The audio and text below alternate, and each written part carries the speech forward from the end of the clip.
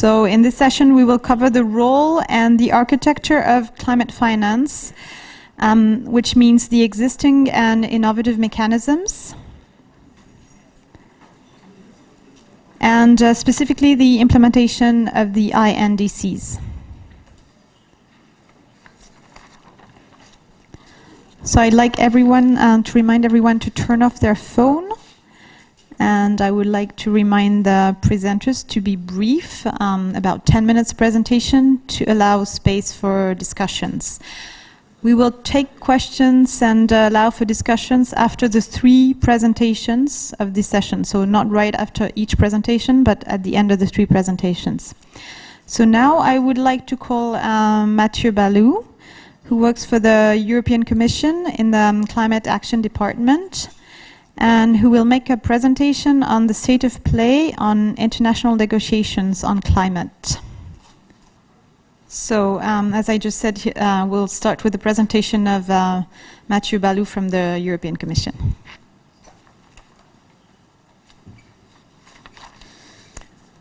Thank you. Good morning, everyone.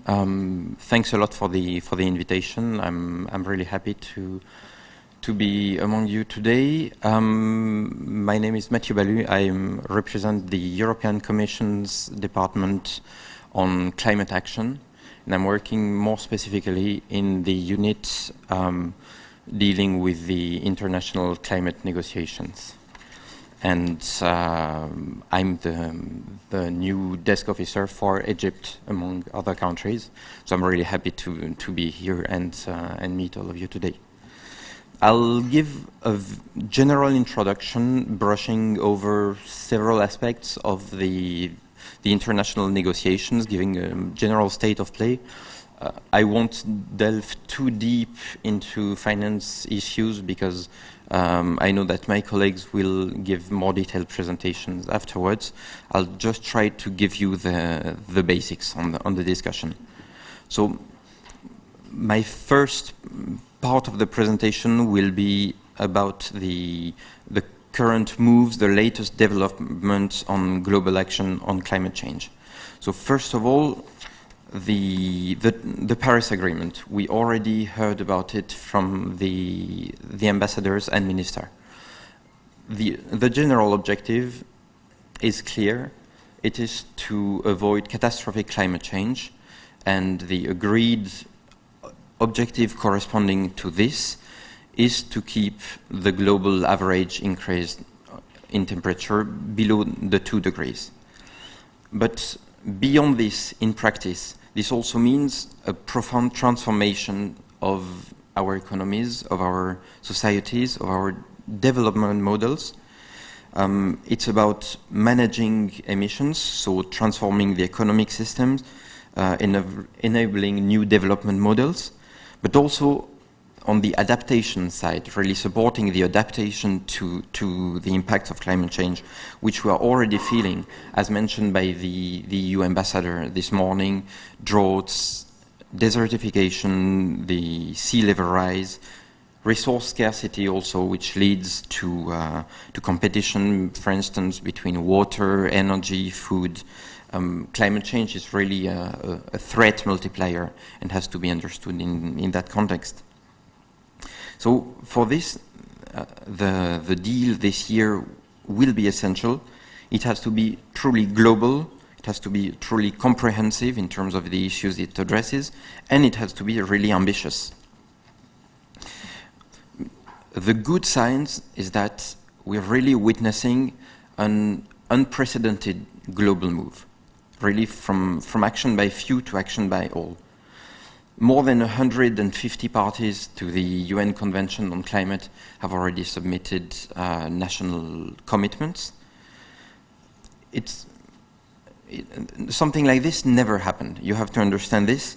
We have the biggest emitters: China, the US, the EU, India, Russia. Some of the more vulnerable countries in Africa, in the Caribbean, in the Pacific. Together, these countries cover more than 90% of the world's greenhouse gas emissions. If you compare it to the Kyoto Protocol, for instance, you had 35 countries that represented approximately 12% of global emissions. So it's a really shift towards action by all. And one last point that I made here, these national commitments that have been submitted, that have been endorsed politically. There was a meeting in October in Rabat in Morocco, a forum assessing these national commitments with the ministerial participation, and we heard the ministers really supporting this process. And these strategies that have been presented are much more than just numbers. It's for the first time a set of national comprehensive strategies that include mitigation and adaptation that have been submitted. Of course, much more is needed. Some countries are missing. Egypt has not yet submitted a national commitment. Other countries have not done it so either. There are different reasons for this, sometimes technical, sometimes political. But the other point that came out clearly already now is that this collective ambition is not yet sufficient to put us on track to this maximum of 2 degrees. The report of the Secretariat of the Convention should come out on Friday, but we already can see that all these 155 commitments bring us towards around a 3-degree increase in average temperatures. The 2-degree is the 50-50 probability of avoiding catastrophic climate change. At the moment, we are not doing enough to avoid catastrophic climate change, which shows that there will be a need for a dynamic periodic reviewing of these commitments. We know that it's a learning curve. As I said, for many countries, this is the first time that such comprehensive plans, comprehensive strategies are proposed. It's a huge step. It will represent a huge step also to start implementing these commitments. And that's why the ambition will have to be increased gradually. What does it mean for the negotiations? I'll give you there also a general outlook of the negotiating landscape. There are many issues. For instance, there are first 3 general themes: the emission reductions, adaptation, and the financing, technology transfers, capacity buildings. Some different themes. What kind of differentiation between countries do we make? We cannot keep to the old Annex 1, non-Annex 1 division of the Kyoto Protocol. Who does contribute, who does not? The transparency, accountability, dynamism of the process is essential. How do you track the collective effort? How do you ensure that the promises are actually delivered? And of course, this relates to the legal force of the agreement. Then, next to the agreement strictly, we have this process of national commitments that have been submitted. They will form the basis of the negotiation, and they will also hopefully be reviewed regularly. And we are looking at beyond 2020. We have a long-term perspective, but already before 2020 we have mechanisms in force, and it's important to keep working on this and enhance the ambition. So it's a very complex and comprehensive architecture. As for the agreement itself, the draft agreement that is being negotiated, as you understood, is really subject to very complex discussions at the moment. For us, there are a few key elements that should be in the agreement. One of them is to give confidence that it will deliver, so it needs a long-term emissions goal. And that long-term emissions goal has to be based on the 2 degrees objective. That will be essential for the credibility and to give a direction to the travel that we are embarking on together. Then national commitments are a learning process, as I told you. So ambition has to be ramped up so that from our current around 3-degree trajectory, we managed to get progressively closer to the 2 degrees objective that we have. So for this, we would need a review process to periodically see where we stand and where we should go to. Then we need to be able to trust that countries will deliver on their commitments and to track our collective progress. Where are we towards these 3 degrees, towards these 2 degrees in terms of financing? We need transparency, we need measurability of the emission reduction. And in addition to that, the agreement will also need to recognize that all sectors have to be covered: international aviation, international shipping.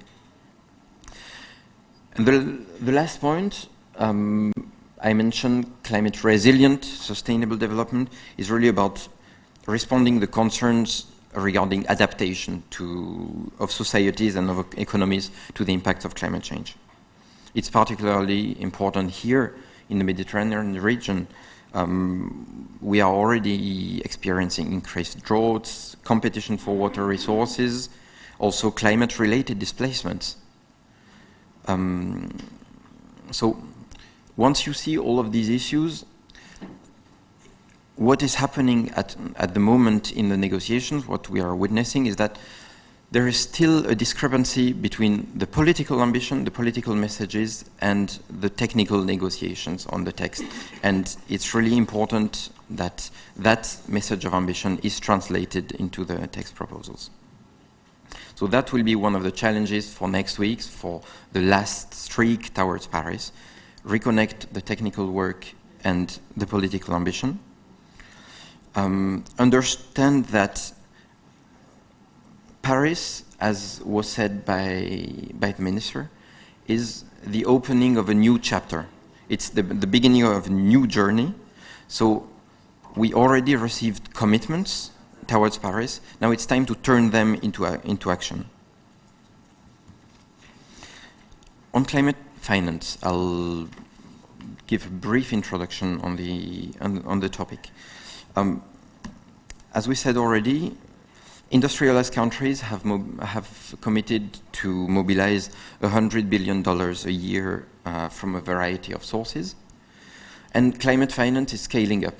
This month in Lima, a number of pledges, of increased pledges have been announced from the EU, for instance, from France, Germany, the UK, but also the World Bank Group, among others.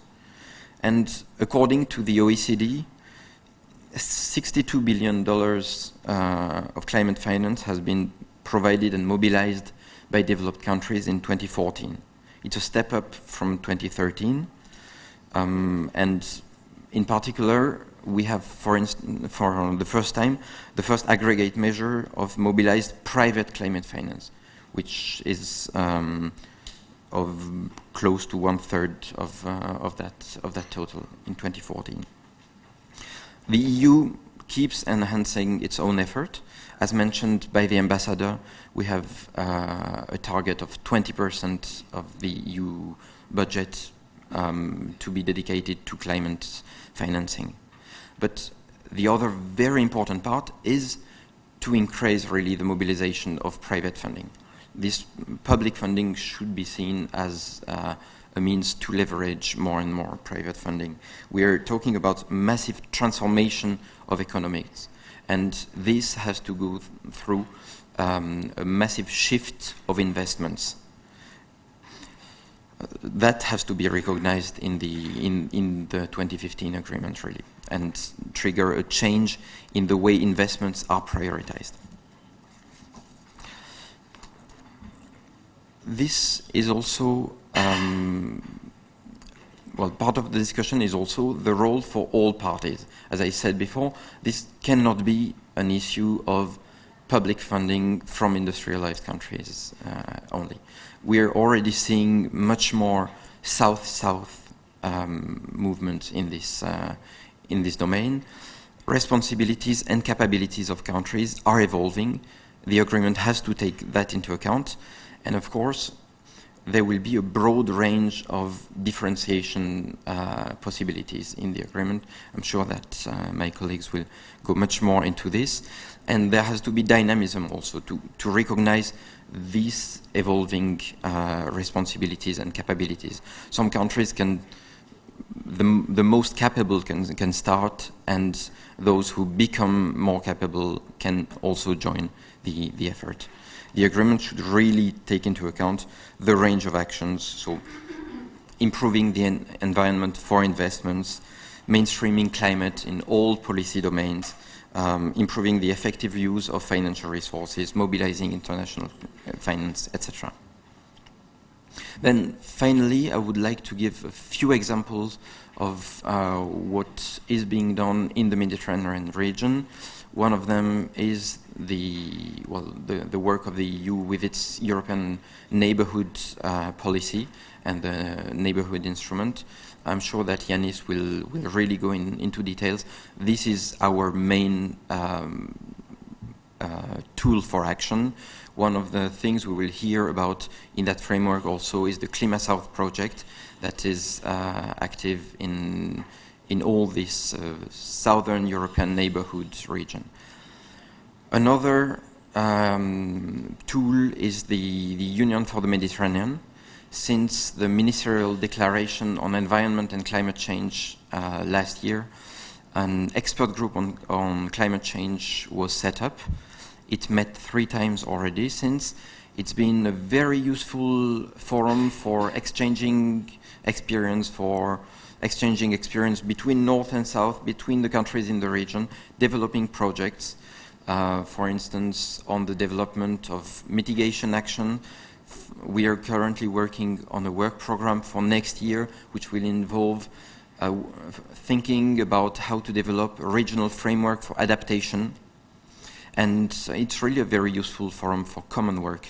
And one of the aspects that was discussed also at last meeting of this expert group of the Union for the Mediterranean in October was local action, how to develop action by local authorities and civil society.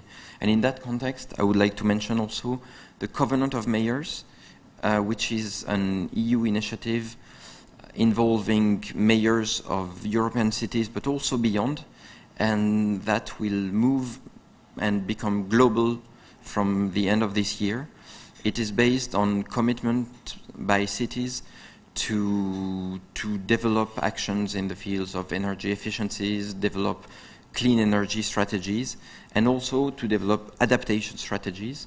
We're currently thinking about developing a regional approach of the Covenant of the Mayors for the Mediterranean. So this is also something you should follow. I think it will be an excellent opportunity, not only at national level now, but really to move into the local level. It's a very broad topic. I had many things to already mention. I just wanted to brush over all these things. My colleagues will go much more into details, but feel free to ask me questions as well. Thank you very much.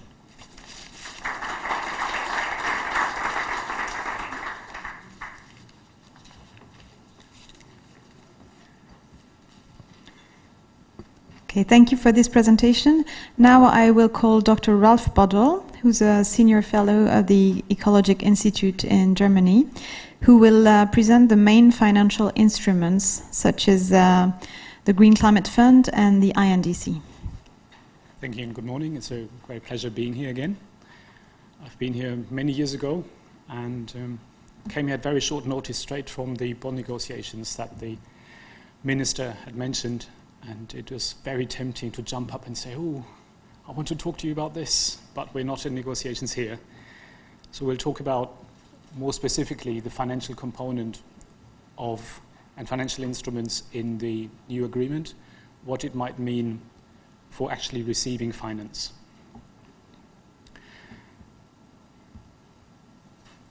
I'll talk about the link between the intended national determined contributions, as in what every country promises or pledges to do on climate change, the link to climate finance. We'll see how this link plays out in the agreement, and we'll have a look at the funding criteria of the Green Climate Fund in this regard. I've got to make one caveat at the beginning. I am part of the EU negotiating team on climate finance in the negotiations and a member of the German delegation. So first, everything I say is, of course, my personal opinion. And secondly, some of what I might say is, of course, deeply embedded in my role as a male, white, European perspective. So if anything you think is way out of what you find appropriate, forgive me and we'll talk about it later.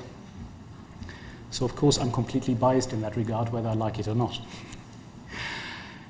So the topic I'm talking about is huge. Climate finance funding opportunities is huge, and I've got 10 minutes. Now people always want to see graphs and diagrams and pictures and so on. I've got some of you, but just to show you what I will not do is this sort of thing. If I talked about finance instruments and channels, this is the minimum of what there is out there in terms of financing opportunities. Now, you'll all agree that we won't need 10 minutes, we'll need 10 days or months to go through this, so we won't do that. Instead, I'll give you a brief overview of the structure of INDCs and in relation to climate finance. First, I hope you all know what INDCs are, just in case there's anyone not following negotiations. This is a term we coined in this little bubble that is the negotiations, where you don't see the rest of the world like me. I didn't even notice coming from Bonn that you had these severe storms and hail in Alexandria, because I live in this bubble that I call the negotiations. So INDCs are a term that is coined in there, doesn't mean anything to the outside world. It basically just means what each country pledges or promises to do in terms of climate change over the next couple of years. This is all it is. We just needed this word because some countries were not happy with the word obligation or commitment, so we came up with intended nationally determined contributions.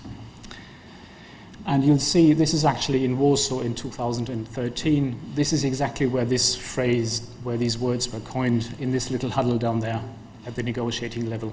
This is how it happens that you find new acronyms that no one understands. So in Warsaw 2 years ago, all countries agreed that they would put on the table what they intend to do in terms of climate change for the Paris Agreement, the INDCs. Depending on your point of view, fortunately or unfortunately, there is absolutely no criteria of how to formulate them. There is no mandatory content. There's no decision of the Climate Change Convention. There's no rule saying this should be in there. This is how you should write it. This is what you should promise. This is what we want to know. Basically nothing. So all countries are completely free in formulating them. As we've heard before, it is a great pleasure to see that almost all countries have already submitted their INDCs, and as far as we know, all countries are actually working on submitting them in the near future. Of the INDCs that have been submitted, the very largest part of all developing countries' INDCs have a financial component. Financial component meaning in the documents the countries submitted saying what they intend to do on climate change over the next couple of years, especially from 2020, there is a need for financial support and other types of support. And these needs and these estimates are given in the INDCs, which is fair enough. The problem is that the way these INDCs are formulated is vastly different.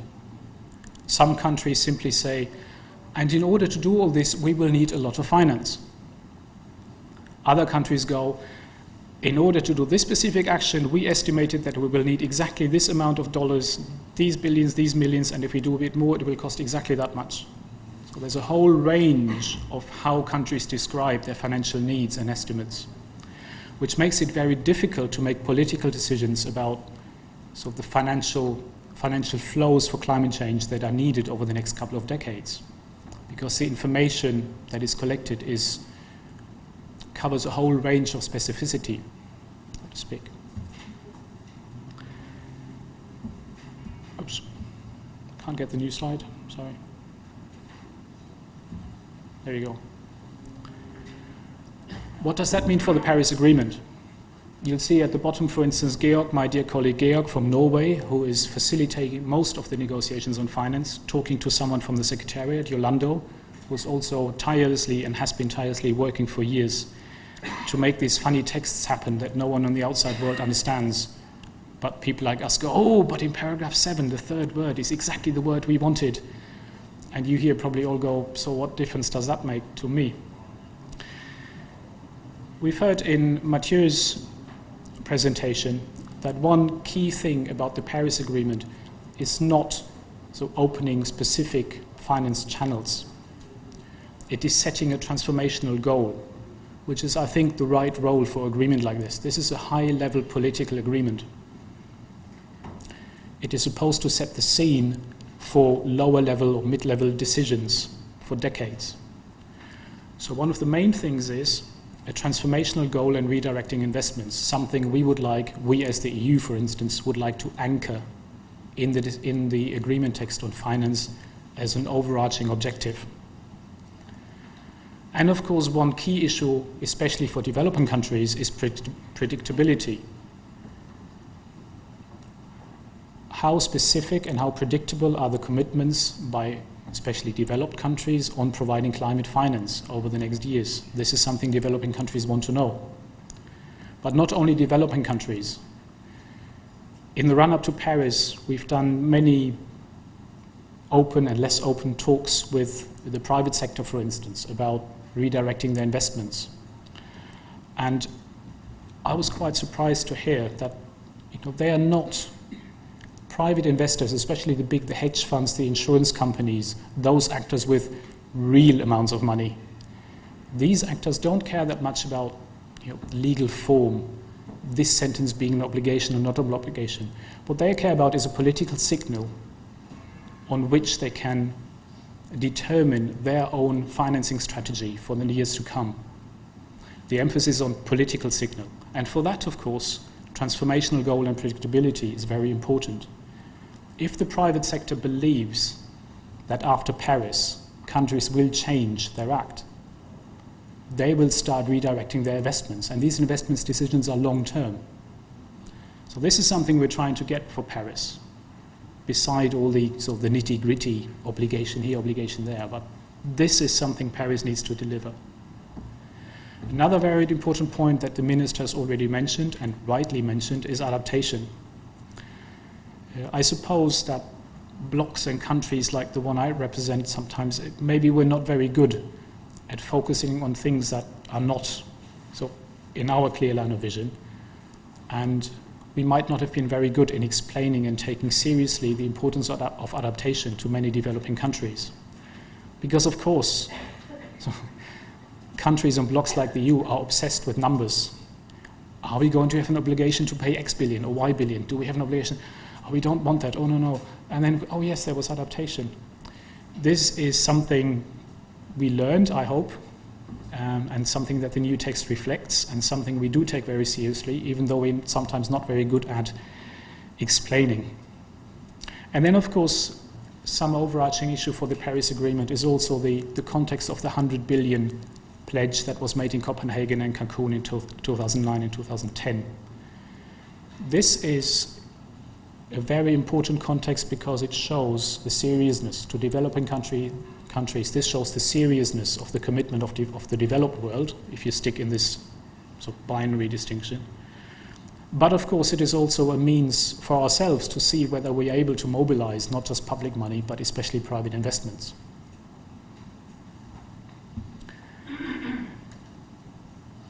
So how do we link countries' actions over the next decades with the Paris Agreement and the pledges made in the INDCs?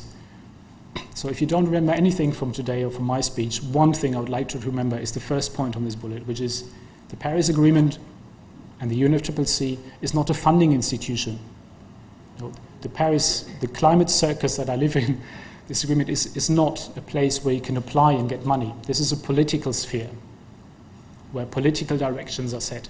And so the Paris Agreement will be a framework for funding institutions to set out their policies and the direction they're going. So it is very unlikely, not impossible, but it is very unlikely that in the Paris Agreement there will be anything like a proper commitment to finance X, Y, or Z as specified in, let's say, Egypt's INDC once it's out there. So it is very unlikely that a country submits what it intends to do and says, I'll need that much money for it, and Paris will decide, yes, you will get it. That's very unlikely from the text we're having. But the INDCs most of the INDCs from developing countries have financial commitments, and they help the political level in assessing what needs are out there, what needs to be done in terms of political commitments for climate finance. It also helps the private sector to see what is out there. This in turn can be used, for instance, for guidance to the financial institutions who've got the money, mainly the GEF, the Global Environment Facility, and the Green Climate Fund. The Green Climate Fund, which I had the pleasure, for instance, to work on with some of the distinguished delegates from Egypt, Omar, for instance, who was a board member, the Egyptian board member. And the Green Climate Fund is supposed to be one of the main financing institutions over the next years. And those of you who followed the process will have seen that over the last 2 or 3 years, there's been a huge pledging round for the first initial capitalization of the Green Climate Fund, which has reached a bit more than 10 billion by now, of which I think almost 6 have actually been paid in already. So the Green Climate Fund is at arm's length from the Paris Agreement, but the COP, the Conference of the Parties, gives direction, guidance to the Green Climate Fund. There's an agreement between the two, and the Green Climate Fund is taking instructions from the COP, from the Paris process, on how to spend his money. Now, these instructions are not operative. It doesn't mean that the COP says, you spend that amount of money on this country. It doesn't work like this. But the Paris Agreement and the Conference of the Parties that come thereafter, they give general guidance. So priorities, these should be the priorities of the Green Climate Fund, for instance. Adaptation has been mentioned by the minister. One of the guidance that the Paris process gives, or can give, is, for instance, an appropriate balance between mitigation and adaptation. One of the results of the OECD report on the current landscape of climate finance was, for instance, that most money still goes to mitigation, which in many countries is not the most serious problem. Many countries already have the most serious problem with climate change that is already happening, adaptation. So one of the guidance that the COP, that the agreement and the COP can give, is to address this balance. And you might have seen that last year, the Green Climate Fund adopted a decision saying that it aims at achieving a 50-50 balance between mitigation and adaptation over time. It is very difficult for institutions like this with that amount of money to say exactly that much at exactly that time, which is why you'll find the political decision being a bit more vague. It aims at 50-50% mitigation adaptation over time.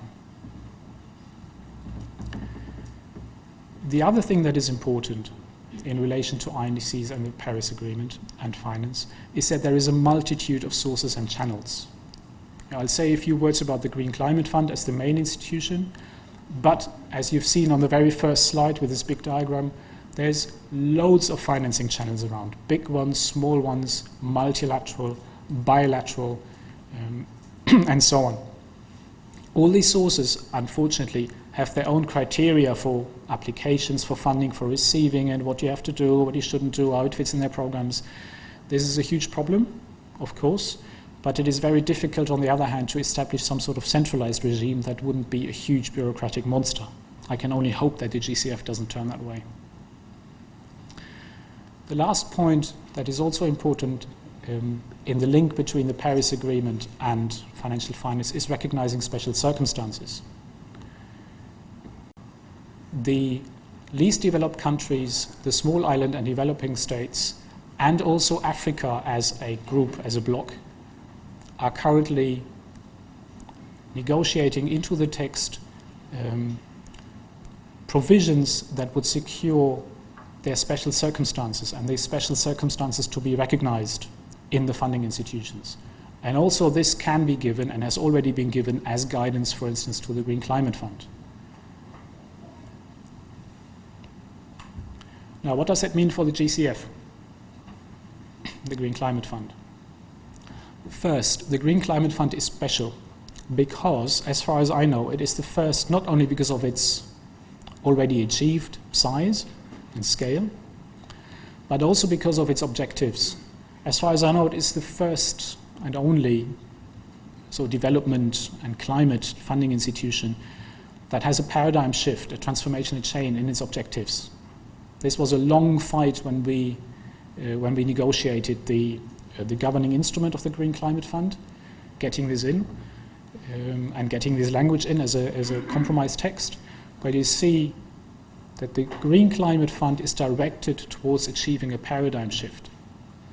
It is not just there to dish out money for anything that is called climate change. It is there for a long-term purpose. So if Egypt, for instance, intends to tap into the GCF sources and be more successful in getting funding for its own actions, this would be a key parameter, for instance, in directing and formulating your projects, what you intend to do to make it more successful in terms of your applications. Second, the Green Climate Fund has also decided on, as I already said, on a balance between mitigation and adaptation so that the money doesn't all go into mitigation projects. And it has also decided, especially on the adaptation side, on a priority for least developed countries, small island and developing states, and African states as a group. The last point that is very important in accessing funds from the Green Climate Fund is country ownership. The way the system works is that funding is given through the Green Climate Fund through so-called accredited entities. Organizations, institutions that get accredited with the Green Climate Fund according to certain criteria. So that they know what they're doing, they're not running away with the money, and they're trustworthy and so on and so forth. All this goes through the national designated authority. Each country is supposed to designate one place that is linked to the Green Climate Fund, and basically is the channel through which projects and funding goes on the way to the Green Climate Fund and back. This is supposed to ensure that there is country ownership of the relation between the country funding and the Green Climate Fund, so that it matches, for instance, national priorities, development priorities, strategies, and so on. In terms of specific funding criteria, the Green Climate Fund has also decided on a list of 6 main investment criteria, investment framework. It's hidden in a long, complicated, protracted decision that is difficult to find. But again, you'll see the first, if you see the Green Climate Fund's application manual, you'll see that it follows these 3 basic criteria for making good applications. Applications it will treat as having the potential to meet the Green Climate Fund's objectives and being funded.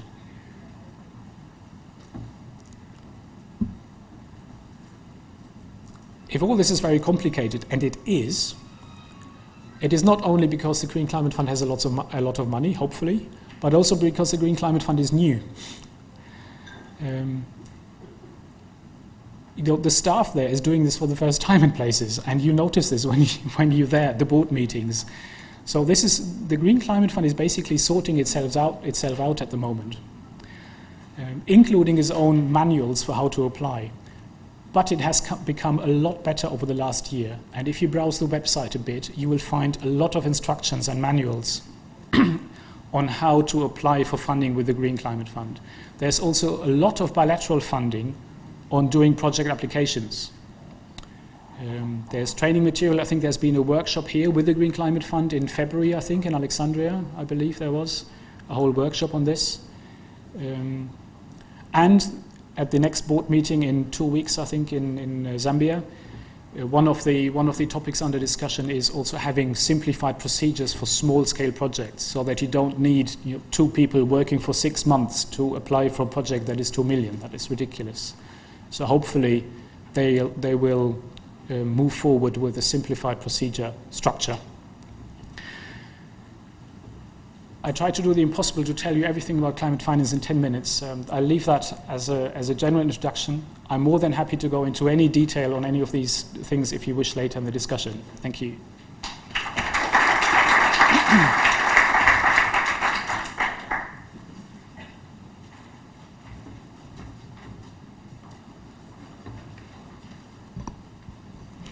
Thank you for this presentation. Now I would like to call Mr. Casper van der Tak, who's a senior consultant, a short-term expert in mitigation, and who is involved in the Klimasouth project. He will make a presentation on setting and financing of climate change priorities. Ladies and gentlemen, good morning. I'm very pleased to have the chance to talk here about setting and financing of climate change priorities. My name is Casper Meeuwis van der Tak. I have a background on the CDM. My company developed 168 CDM projects. After that, I started to work for 2.5 years with the Climate Technology Finance Center of ADB. And I am working also as short-term expert for the Klimasouth. What I would like to talk about in this short presentation is a little bit about Klimasouth in general, then some general lessons about attracting climate finance. After that, specific activity in which I have been involved for Klimasouth in Jordan. And after that, I would like to try to draw some conclusions for Egypt. About Klimasouth. Klimasouth is a regional program funded by the European Commission. It's working in 9 countries in Northern Africa and the Middle East. And it's working in these countries through a combination of regional activities and national activities. So, for example, as regional activities, workshops, seminars, training activities, national activities that have been coordinated together with the focal points for the Klimasouth project. And then building on that, trying to see how we can move further. So there is an element of climate finance. We're looking at adaptation and mitigation, and we're trying to promote an EU South-South dialogue. Some climate change project financing lessons that I'm taking from my work at Asian Development Bank. Very important if you try to attract finance for a climate change project is to try to identify win-win-win options.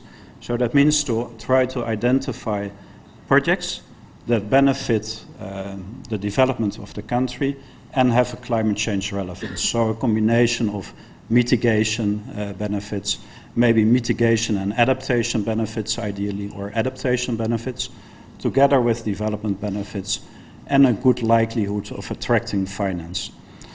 In order to do that, it's very important to be working with someone who can act as a bridge between documents like the national communications, the BURs, the technology needs assessments, and the financial community. The national communications, BURs, TNAs, are very often couched in a term focusing on the environmental benefits, on the climate change benefits. And in order to attract financing for the activities that have been identified in these documents, you need to have somebody who can make the link, who can couch it in terms that are understood by the financial community, like payback periods, investment, cost, benefits, co-benefits. So you need to work with people who can make the argument from the identified priorities into text that can be understood by the financial community and that can be used to create action. Some success factors that we found in making these connections between the climate change documentation and finance projects. First, very important to focus on a relatively narrow subject. If you have a very broad overview that you need to work on, it's very difficult to come up with documentation that is specific enough to attract finance. So, for example, in the case of the Asian Development Bank, we have done pre-feasibility studies for rural renewable power in Bangladesh, spent about, $100,000 US, and that triggered an investment request of more than $100 million US. So that is what you can work on if you have a relatively narrow focus. Another important factor, the support of the key investment decision makers, both inside the government, so get the support from the ministries of planning, ministries of investment, those type of ministries. And also inside the financial organizations, have the support from the right department. In our case, it was inside the Asian Development Bank. So the parties that would make the decisions on investment. Also very important to have a sound communication and feedback mechanism, that when project proposals are being developed, that with each step you have the buy-in from the government, from the finance ministries, from the planning ministries, and so on. And this especially if you focus on a pre-feasibility study that creates information like the investment cost, O&M cost, revenues, net benefits, payback periods, those type of information. That is what you can use to convince financial decision making. Also, what is the argument for attracting international finance? It's a very important subject that should be covered in such a pre-feasibility study. Now I would like to move on to some of the work that we have been doing in Jordan. In Jordan, we got a request to work on solar water pumping in the Jordan River Valley. The original idea was to develop a NAMA, a Nationally Appropriate Mitigation Action proposal, and it has been stretched out over 2 periods. So in August 2014, we had our first mission. I did that together with Dr. El Sayed, who is from Egypt and who is also sitting here. What we did was we facilitated a number of stakeholder consultations. We conducted a training session on NAMA identification and formulation, and we developed a concept to try to see what the possibilities would be to attract finance. Then we had the discussions with key government organizations and stakeholders, like the Ministry of Environment and the other key ministries. We talked to the Jordan Valley Authority, who is responsible for water issues in Jordan River Valley. We talked to the Balatna Water User Association, which was a very important counterpart. In Jordan Valley, there are 10,000 farm units that are divided into about 40 water user associations. So we needed to have the support of these water user associations. We talked to IUCN, EU delegation, the Royal Scientific Society, and the National Energy Research Center. We conducted a fact-finding visit to Jordan Valley, and we did a lot of analytical work to understand the national costs and benefits, the farmer costs and benefits, to understand what the incentives would be at the level of the farmers for shifting from existing pumping, diesel pumping, electrical pumping, to solar water pumping, and to what extent there would be any need for support, external support, to make this happen. A few photos during our mission. Here, this is the King Abdullah Canal that brings the water to the pumping stations, that brings the water to the fields of the farm units. This is inside one of those pumping stations. And this is one of the pumps that are built at the level of the farm units. Here another one. These pumps are surface pumps, so we're not extracting groundwater, we're using surface water for the irrigation purposes. This is one of the ponds in which the water is stored before it is used in the fields. This is one of the irrigated fields. On the basis of this mission in August 2014, we concluded that the switch to solar water pumping would make economic sense for the country and the government, but that it might not make sense for the farmer due to the power subsidies. If you're using electrical power to provide energy for your pumps, then switching to solar water pumping would have a very long payback. We also found that there was an expectation of a fully grant-funded pilot, and that was something that was difficult for Klima South, because Klima South typically is working on soft type of support, technical assistance, not the hard investments. And also there was an expectation to scale it up further, because if you look at the limited, say 243 farm units, then the amount of emission reductions, 3,000 per year, very limited. So you would need to scale it up as widely as possible. Our original thinking was to have first a demonstration stage, 10 pumps being replaced. After that mechanism demonstration stage that would scale it up, going from grant funding to partial funding by the NAMA. And then after that, a systematic replication to the whole Jordan River Valley. Now, one of the things that we found when we returned to this issue in October 2015 was that there was already support being developed through bilateral programs of the EU so that we could limit the first two stages. So we focused on the systematic replication covering the whole Jordan River Valley only. Also, we found that in order to increase the chances to attract funding, it would be necessary to go beyond NAMAs, to also try to get the support from the GCF. In order to do that, very important to move not only to mitigation, but also to include adaptation. So how can we create water savings in the program? How can we create a result-based finance mechanism to make it attractive, to create the incentives for saving water? Another aspect that we're working on is the sizing and costing, the financial analysis, the building of the international climate finance argument, and also the building of a financial mechanism to leverage climate finance.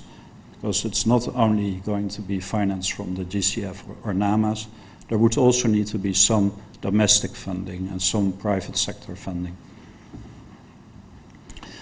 Now, in short, some implications for Egypt. I think what we can see from experiences is very important to mobilize teams to focus on narrowly defined topics for climate financing based on national priorities. One of the things that I could imagine could be attractive for Egypt is to look at solar water pumping combined with water efficiency to address water and energy issues. This would be something that would be combining adaptation and mitigation into one project. And that could be attractive for funding and also attractive for Egypt. Some other suggestions based on national communications and NAMA submissions would be to look at fuel switch, water heat recovery, gas leakage reductions. These are some ideas that could be identified on available documentation. One of the things is with Egypt, there is no recent technology needs assessment. There is no INDC yet.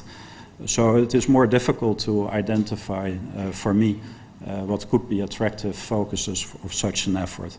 But this is what I would like to give to the public. So thank you very much. I have also included here the name of Bernardo Sala, who is the team leader of the Klima South project, who could also answer any further questions that might be there. Thank you.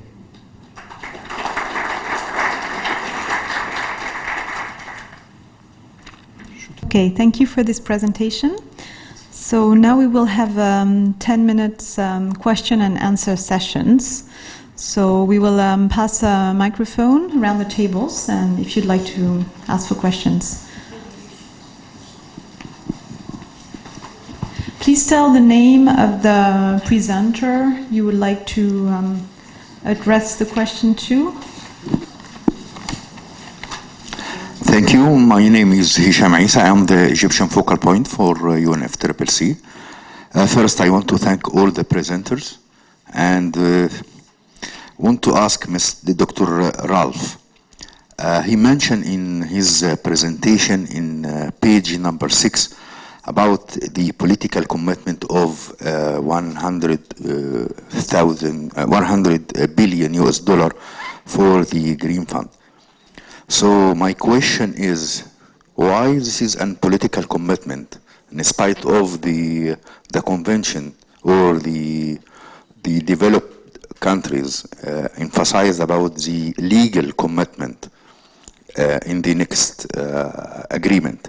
So why we are differentiation between the legal commitment for mitigation and political commitment for funding? Thank you.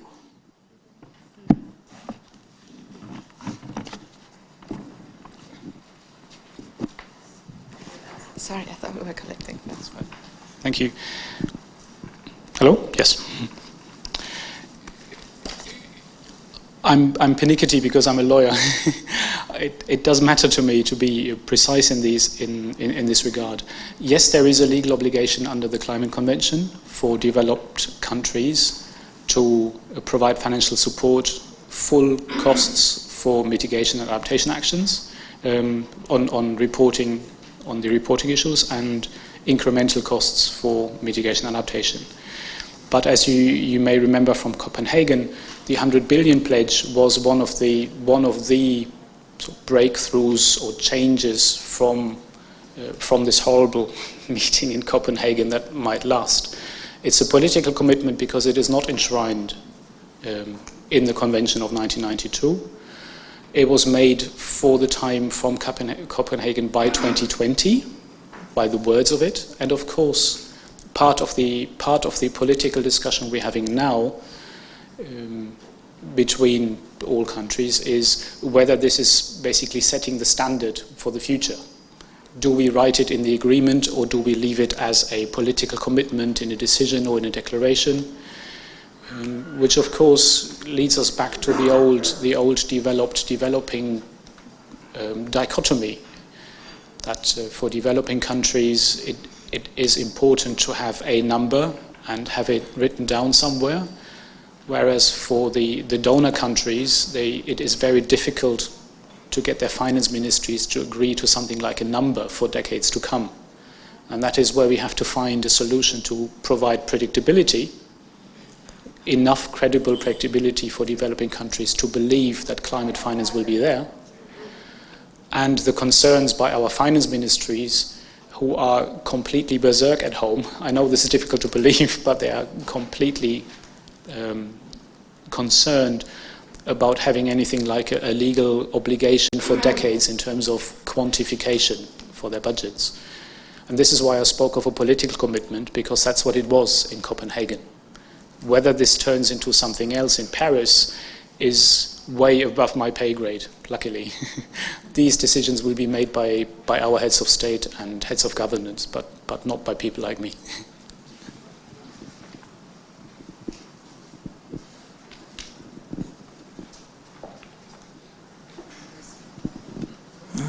Thank you. I really don't know to whom I direct my questions, so whoever would volunteer to answer.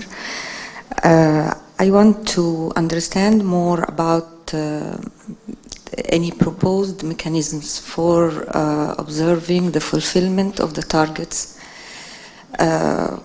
which is contributed by the countries. For example, if the US will say that it will lower the emissions, but by how much, how this is going to be monitored, if any mechanism is there, and also if the financial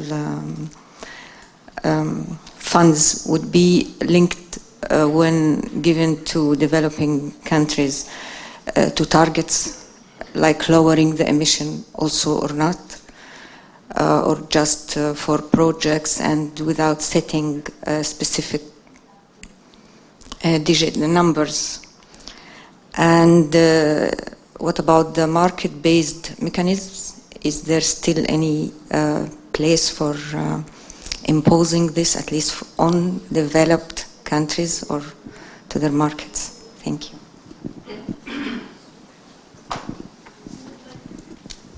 Who would like to answer this question about the measuring, reporting, and verification mechanisms?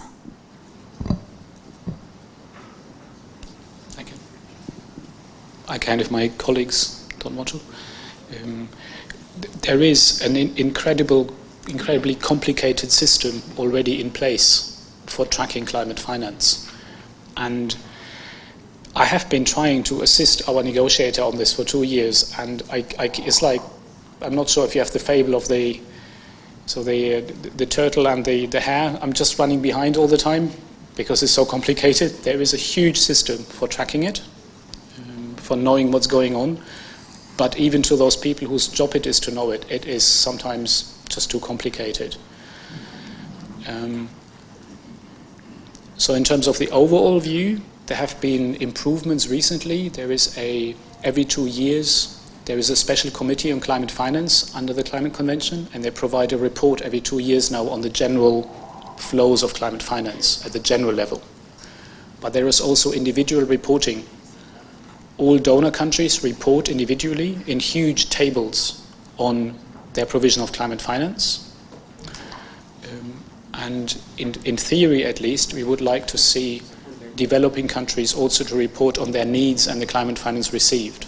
So that is the sort of high level. And the same thing happens at the level of the financing institutions, the Green Climate Fund, the World Bank, and so on. They, of course, have their own accounting mechanisms for the money they receive and how they spend the money. How transparent this is to normal people, of course, very much depends on the institution. I'm not a number person. I find it incredibly difficult to find out. I usually rely on overview reports provided by others myself. I hope that this addresses that part of your question on the MIB.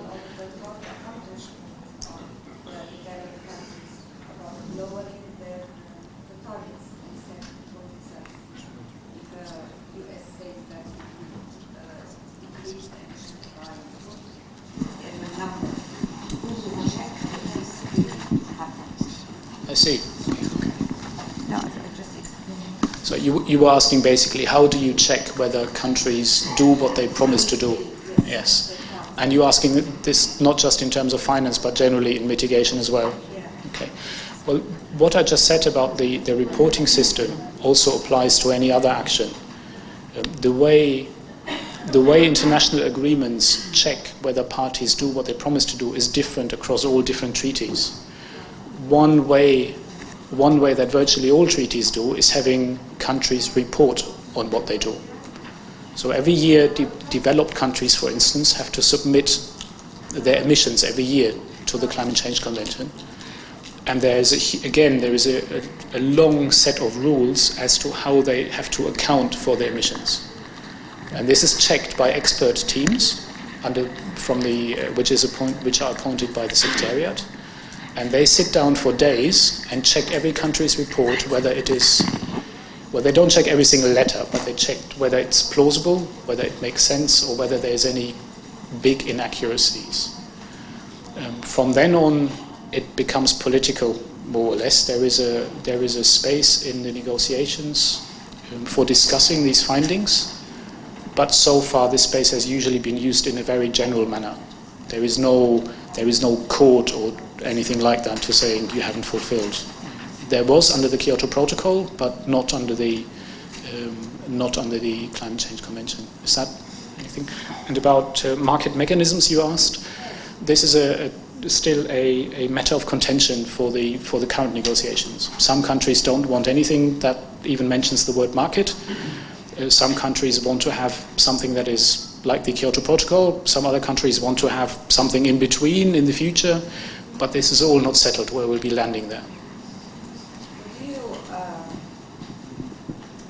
you recommend market-based mechanism? Do you think it is a good leverage for accomplishing the emissions lowering? What do you think of the market-based mechanism? Is it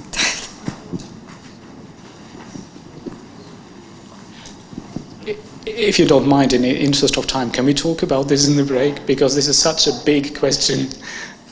It would be better, I think, if we discuss this after this. Thank you. Yes, please. My name is El Sayed Sabri Mansour, climate change freelancer consultant and former UNFCCC focal point.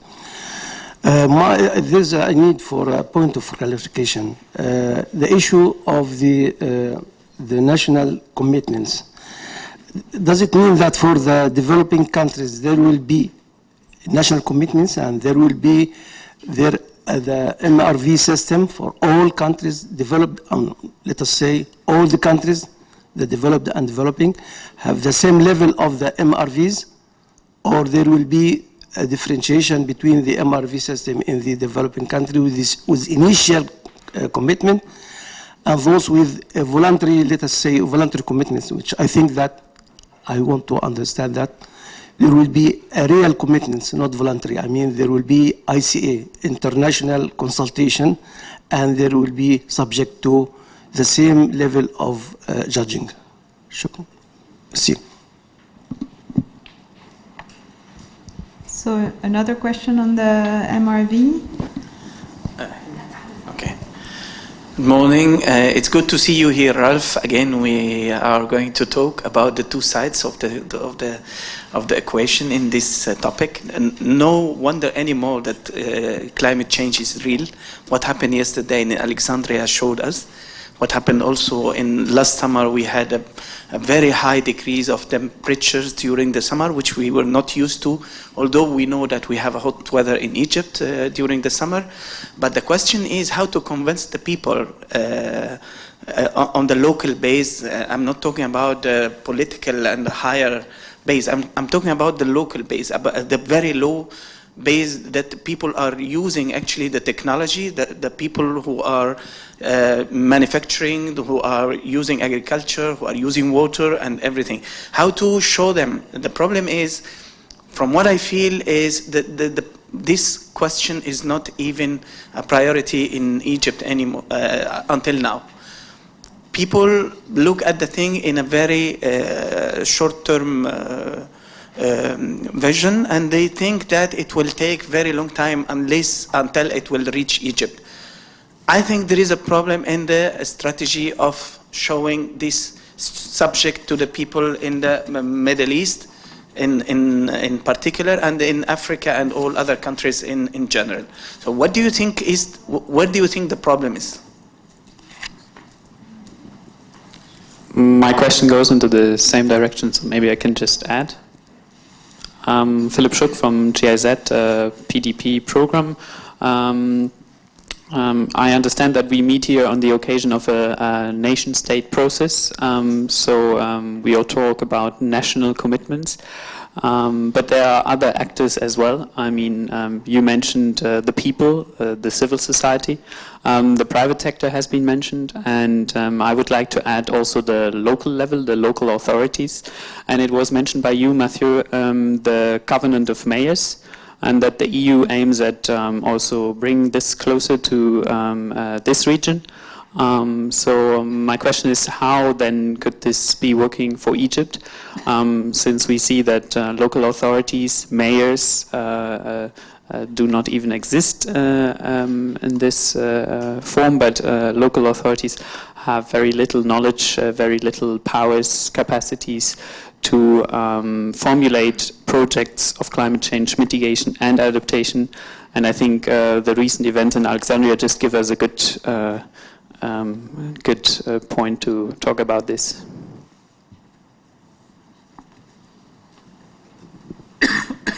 It's last question, and then there will be plenty of time after the last session to discuss. So we take one more question. Hamul Amrani from COAM GIZ program. Actually, my question is in line with what Philip mentioned. Access to climate finance is going to be a competitive process. And the starting point is inequity in assets for the competitors. Many countries and many organizations coming with proposals don't have the same assets in terms of human resources to come up with bankable projects. And same happens to institutions too, because the criteria for disbursing the funds require certain criteria, including transparency and good governance. And that way we are excluding parts of the segments of the actors just by the design of the process, what kind of compensatory mechanism that will allow for equity while caring for transparency and good governance of the funds? Okay, maybe Mr. van der Tak, you could answer this question, the issue that was raised about people and how people can carry their project to the Green Climate Fund.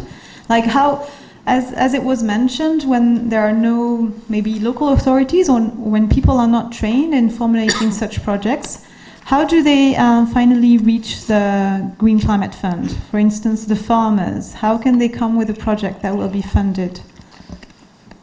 Well, it's a very broad subject, so I'll try to give some of the highlights. First of all, if you want to approach the Green Climate Fund, you need to be sure that you are working with one of the entities that is recognized by the Green Climate Fund. So, for example, KfW is one of the recognized entities that you could work with. Inside Asia, it would be Asian Development Bank. And I haven't been keeping track of all the different entities that have been recognized by the Green Climate Fund. I know that EIB has been working on this, EBRD has been working on this, African Development Bank has been working on this, but definitely you would need to have the support of these entities. Then also you would need to have the support of the local authorities in your country. So the NDA, the Nationally Designated Authority. So you would need to have the government support saying that they indeed wish to go forward in having a certain proposal being funded by the GCF. Now, that is in terms of the process, the entities whose support you need to get. In terms of the information that needs to be there, it's also very important to answer the criteria of the Green Climate Fund, to give an idea about why international finance is needed, how it will be used, how it will be used to make a transformational change, how it will be used to trigger additional finance coming in, how it will create the incentives for the private sector. Those are all type of questions that need to be answered. Then I think one of the key problems is that in some countries there hasn't been a very systematic study about what options are available to mitigate greenhouse gas emissions and to adapt to climate change that can be attractive under current conditions. So there are, in most countries, if you look at energy efficiency, if you look at renewable energy, there's quite a big scope for making mitigation activities that are at the same time beneficial to the actor. So that would have a private sector incentive. Then the problem is often to attract the financing for doing that. And international finance could come in, especially if it is combined with local finance. So those type of more systematic analysis would need to be conducted. Now, usually the way it would work is that you would have some type of financing institution that is interested in providing finance and that would like to attract further additional finance from outside, let's say from the Green Climate Fund. Then in order to make this happen, what could be a very logical starting point is that you would ask, let's say, a development bank to make the type of studies that are necessary for creating the documentation to approach the Green Climate Fund. So when I was working at the Asian Development Bank at the Clean Technology Finance Center, that was what we did. We got a request, is it possible to work on a specific issue? And then we would start to develop the documentation, and that documentation will be used inside the Asian Development Bank to mobilize finance, but it can also be used to attract international finance. Such climate technology finance centers, one of them is at the ADB, but there is also one at the African Development Bank and so on. There is one at the EBRD. So it should be possible to systematically approach those entities and try to get support for any projects, any programs that need to be developed. So I hope that this answers the question. Thank you. Thank you. So now we will step to the second part of this workshop. And we will talk about the stock taking in climate mitigation and adaptation projects, which are developed in Egypt. So I do remind the speakers to limit their presentation to 10 minutes, please. First, I will call Mr. Yanis Azelniks, who's the Program Manager for Environment and Climate Change at the EU delegation to Egypt. Another good morning and welcome from EU. We will embrace you today. We're very pleased to be able to present to you what the EU does for the climate mitigation and adaptation relevant assistance in Egypt. I would like to start by saying that we use OECD DAC classification to classify the sectors that we are financing the projects, and that in addition to each project we are of course also using RIO markers to establish whether or not these projects are climate relevant, and in particular also there is a further classification whether this particular project is contributing to adaptation or mitigation, and also to what degree, whether this is a main objective of each of the project or it is a significant objective of each of the project contributing to climate adaptation and mitigation. But a very short repetition that EU bilateral and regional cooperation is of course part financed by the EU budget, and as it was mentioned, in this budgetary period, EU has made a commitment to allocate 20% of all the budget to the climate relevant action, and in particular in the development assistance this should generate about 40 billion euros. Currently we have come up with a figure of 770 million euros, which is a current and in preparation EU assistance in Egypt that is climate relevant either in the sectors of adaptation or in mitigation. And these 770 million are leveraging additional 4.65 billion euros in concessional loans from the EIB and other EU development banks, KfW, IFD, EBRD, for the climate relevant projects. In addition, of course, there's also EU member states who are implementing their own climate relevant assistance to Egypt. I have, of course, also a very challenging task in 10 minutes to go over this quite large portfolio of EU assistance, so I will take a quick run through the sectors. But here is a recent picture of EU-financed assistance to Egypt that is managed by the EU delegation. So in this table, 1.06 billion euro is the total value of contracts that are managed right now by the EU delegation here in Cairo. Yes, okay. And but of course this is not whole assistance. And here you see the picture when it's split by sectors. So we have water and sanitation, 150 million, transport, 120 million, energy and environment, 122. And certain other sectors. So there we come up to a figure of slightly over 400 million euros that we consider as climate relevant, which is about 40% or slightly below 40% of our entire current contracts. However, this is not all assistance. In this table, what is missing is the contracts in preparation, a large amount of contracts that are in the close stage of being launched, and also those contracts which are managed by the other entities of the European Union, such as EU headquarters in Brussels or regional organizations, such as, for instance, the Secretariat of the Cross-Border Cooperation Programme, which is based in Italy. So if we add up the regional and other contracts, we come to 770 million euros. There was a little chart for the split by sectors, but indeed this is slightly misleading because in this chart we have taken into account only those contracts that are managed here by the EU delegation in Cairo, but it gives a certain general picture on where the funds are attributed.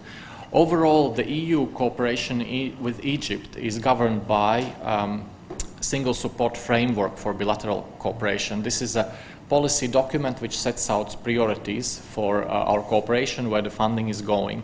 And in particular, this single support framework contains 3 priorities. And adaptation to climate change and the climate change mitigation are important in this context. Although climate change in itself is not a target and is not mentioned as one of these three priorities. However, it is considered as an important horizontal objective under the sector of intervention of quality of life and environment for the actions in the areas of water, waste and access to clean energy. Climate change is included at the level of indicators for this policy document for the priority of quality of life and environment sector of intervention under the EU-Egypt SSF. So one of the flagship sectors, of course, for the climate cooperation is climate mitigation through EU-Egypt Energy Cooperation, which amounts at the moment to 212 million euros through a number of initiatives. As it was mentioned already today, we are active in the renewable sector. We are contributing to increase of the wind energy in Egypt. We are also contributing to the increase of photovoltaic sector. We are also working in preparing a new initiative in the sector of household gas connections, as well as providing technical assistance to the government of Egypt in shaping its energy policy, both in the sectors of energy efficiency and also increasing the share of renewables. We are also working in the transport sector, not as wide as in the energy sector. We are also part of the consortium or part of the donors financing Cairo Metro Line 3 Phase 3. We are also providing transport sector policy support program, which is budget support, which is working and supporting transport policy, including the reduction of environmental impacts and support to public transportation development. So overall, the package of the transport cooperation is at the moment also 124 million euros. Climate mitigation through pollution abatement and waste management. These are our two environmental sector flagships in which we are working. EPAP 3 will be launched soon, where EIB is in lead, and also National Solid Waste Management Program, which we are implementing together with GIZ and KfW, will also contribute to the climate mitigation. Climate mitigation in the EU-Egypt water sector cooperation. Of course, water sector is a natural target, and there is no questions why. There is a wide range support provided and financed by the EU in a total of 329 million euros currently to support work of Egypt in sustainable management of very scarce water resources that Egypt has here. And there are both investments in the sanitation infrastructure. There are planned investments in the drainage system. There are also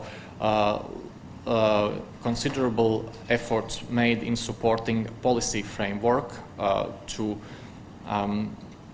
work against the time and to make efficient use of the very scarce water resources in Egypt.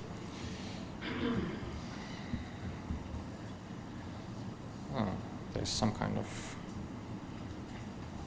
Windows is not genuine. Sorry. It's a technical problem.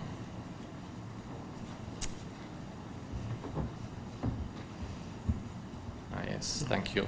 Further, it was already mentioned that EU is also supporting Egypt through our regional programs, and in particular I would like to mention, which was already today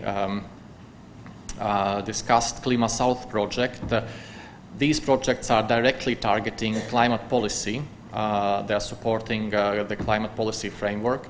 Particularly Klima South, with allocation of 5 million euros, is currently working to enhance the regional cooperation. It is doing its technical assistance and capacity building activities on a regional level, and also in Egypt this program is assisting to set up the National Center of Excellence on Sea Level Rise, in addition to providing these regional capacity building activities. And also a low emission capacity building program is also working currently in Egypt and is implemented by UNDP, and perhaps we will hear today more on this project as well.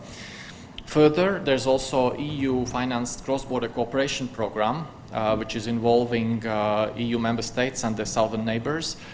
In particular, we have identified that there are currently ongoing 7 projects financed from the EU CBC MED program in the sectors of renewables and energy efficiency in Egypt for the total more than 23 million euros. And there are in particular 7 projects mainly working on such sectors as biodiesel, solar energy, and green energy for companies. Further, there's also EU regional water resources management projects, so-called SWIM program. Some of these projects are working again on the sustainable use of water resources, but in particular I'd like to mention one project, ACLIMAS, Adaptation to Climate Change of the Mediterranean Agricultural Systems, whose representative also is today amongst us, which is helping our partner countries to adapt and build capacity to adapt in the context of climate change for their agricultural systems.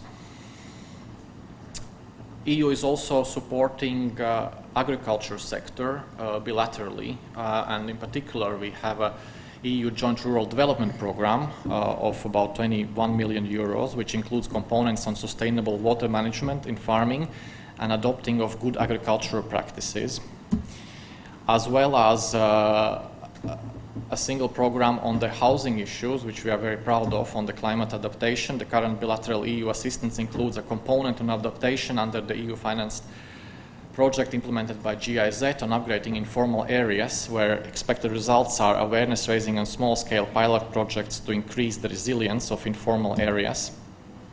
Further, EU is also building capacity of institutions that are in charge of disaster preparedness and civil protection.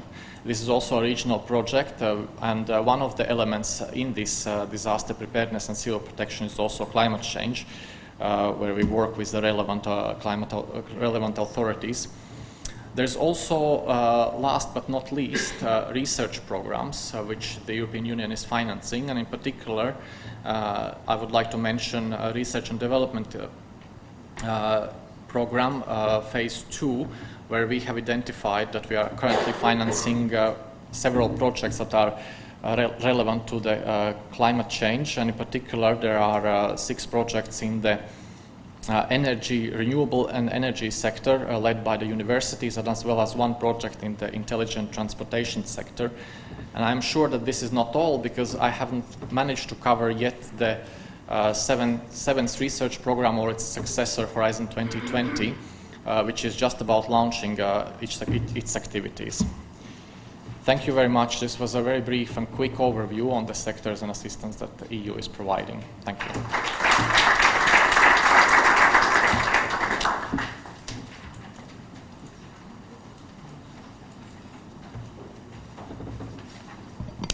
Thank you for this presentation. Now I will call Mr. Adrien Godin, who's a project officer for the French Agency of Development, Agence Française de Développement, who will talk to us about AFD climate financing in Egypt. Ladies and gentlemen, thank you. I want to thank first the European Union for her kind invitation to this presentation and for organizing this workshop. I want to thank the organizer as well, the Cairo Climate Talks, as well as the German Embassy and the French Embassy. Today, this workshop is particularly timely as climate finance is at the top of the agenda before COP21.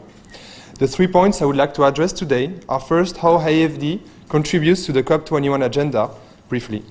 Then second, how our commitments on climate change are translated on the ground. And third, present a sample of projects in Egypt that contribute to the fight against climate change. So COP21 is an opportunity of finding solutions to climate change. So what's the role of AFD here? The role of AFD is to showcase solutions to climate change. AFD wants to vehiculate the idea that fighting climate change is not a constraint, but rather an opportunity to find solutions and innovate. In other words, development and climate, these both notions, are complementary and not conflicting. This is illustrated by the concrete project financed by AFD in its 72 offices around the world. These projects are chosen in accordance with AFD's mandate to contribute to economic and social development and to job creation. This way, AFD supports country development paths which improve populations' living conditions while ensuring resilience to climate change and limiting greenhouse gas emissions. AFD encourages initiatives and projects promoted by various stakeholders as cities, regions, businesses, and NGOs also to face climate change. This is known as the Agenda of Solutions that was launched at the New York Climate Summit of the United Nations Secretary General in September 2014.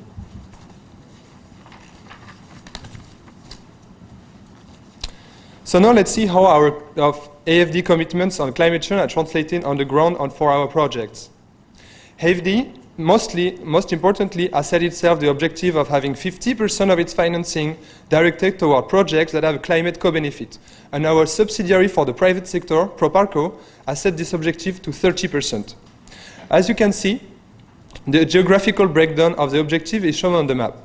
The various ratios here illustrate the differentiated approach of AFD with regard to countries' needs. A 70% share of climate projects in Asia and Latin America compensate for a 30% share in sub-Saharan Africa, where we finance more social agricultural projects, for instance. Here in the MENA region, the objective has been set at 50% of AFD financing directed to projects that have a climate co-benefit. I mean projects that has target for adaptation, mitigation, or support to climate policies. So to explain this differentiated approach of climate project, let me turn to AFD selection grid regarding contribution of projects to climate change. But now, first, how do we measure the carbon impact of our project ex ante? AFD has So since 2007, AFD has developed a carbon footprint tool to assess the carbon impact of the project we finance, both the direct and indirect impact on climate change. This tool has been updated in 2011 in partnership with Carbon4 Consulting. This tool uses its built-in database to calculate a future project's likely greenhouse gases emission and reduction, and directly gives the resulting estimates. There are 27 predefined types of projects, such as photovoltaic power plants, for instance, or building an airport, or a food processing plant. This tool is publicly available on our website, and the download package features a user-friendly interface, as well as a user's guide that everyone can use. This tool also contains an analytics tool in order to clarify the primary sources of projects' greenhouse gases emissions, or to assess a project climate efficiency regarding the different technologies, for instance. So now that we have estimated the carbon impact of our project ex ante, let's see how AFD selects the project it finances in relation with their climate change impact. So you see here this grid. The objective of the selectivity grid is to promote climate change in AFD's project appraisal process. Horizontally, you will find the level of development of a country according to the Development Action Committee of the OECD classification. Category 1 is LDC, least developed countries, such as, for example, Ethiopia or Bangladesh. Category 2, middle-income countries include Egypt, Nigeria, Morocco. Category 3, on the right, includes, for instance, Turkey, South Africa, or Brazil. And vertically, you have the level of emissions according to 3 categories: the low emission project or mitigation project, the one that reduces actually the carbon impacts; the middle range between 100,000 tons of CO2 and 1 million tons of CO2 per year on average; and the high range, the highly emissive project. In order to select the project, we also add, in addition to this grid, 3 other criteria, which are the existence of climate public policy in the country, the concessionality of our financing tools, and as well as the technology used, the level of efficiency of the technology. So, for instance, in Egypt, the construction of a cement factory could not be financed. However, it could be considered in other countries, in least developed countries. Hence, we aim to harmonize the development activities and their climate impacts. We seek a better compromise on 4 aspects. First, the beneficiary country's needs. Second, the risk and benefit accrued to those needs. Third, the country's ability to implement innovative and climate-related solutions. And fourth, the AFD desire to be ambitious in fighting climate change. So, let's now see what are the strengths of IFD in mobilizing financing. First, IFD's strength is its ability to channel financing from other development partners, such as French players, banks, international partners, such as partnerships in other countries, and the European environment, with our collaboration partnership with the European DFIs. We have a wide range of financial instruments available we can offer. There are grants and concessional loans for project, budget support and capacity building, but also green credit lines which have a high leverage on private funding. Through our private subsidiary we can invest in equity in projects, and most recently AFD was accredited to the Green Climate Fund on the 9th of July 2015, so we are an accredited institution, and under no objection, of course, of the NDA of the country, we can submit funding proposals to the Green Climate Fund. And France has committed $1 billion to the Green Climate Fund, by the way. Let's turn to how our commitments for climate change have evolved over the last decades. From €500 million in 2005, now our climate-related investments are €2.9 billion in 2014. This represents 53% of IFD's only own commitment. So in total, it amounts to €18 billion over the time last year. So now let's turn to our activity in Egypt. AFD has has defined a strategy which is established priority actions. The first is supporting the productive sector and job creation, and the second one is improving living standards. So among our objectives, we want to improve access to credit through meso microfinance, improve access to energy through energy infrastructure, support vocational training, and etc. Over this objective, AFD has committed €1.2 billion since in its activity in 2007, of which 50%, around 50% are dedicated to a climate co-benefit project. So here we comply with the objective of the AFD group in the Mediterranean region. So now let me show our main project of our portfolio that have a climate co-benefit. One of the most symbolic is the Metro of Cairo, lines of the Cairo Line 3. We have financed phases 2 and 3 in partnerships with the European Union and the European Investment Bank. In total, AFD has invested €384 million for phases 2 and 3. It has been approved in 2012. This is particularly a symbolic project which contributes significantly to the emission of carbon, to the reduction of carbon emissions, considering that the density of use of the metro is very high.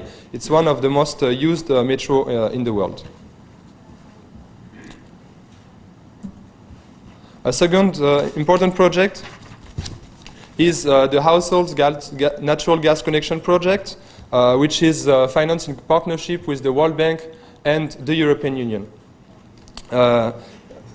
AFD has committed €138 million on this project, which aims at connecting 2.4 million households in at least 11 governorates. It has a significant mitigation impact since it subsidizes natural gas to LPG, which is a more emissive hydrocarbon.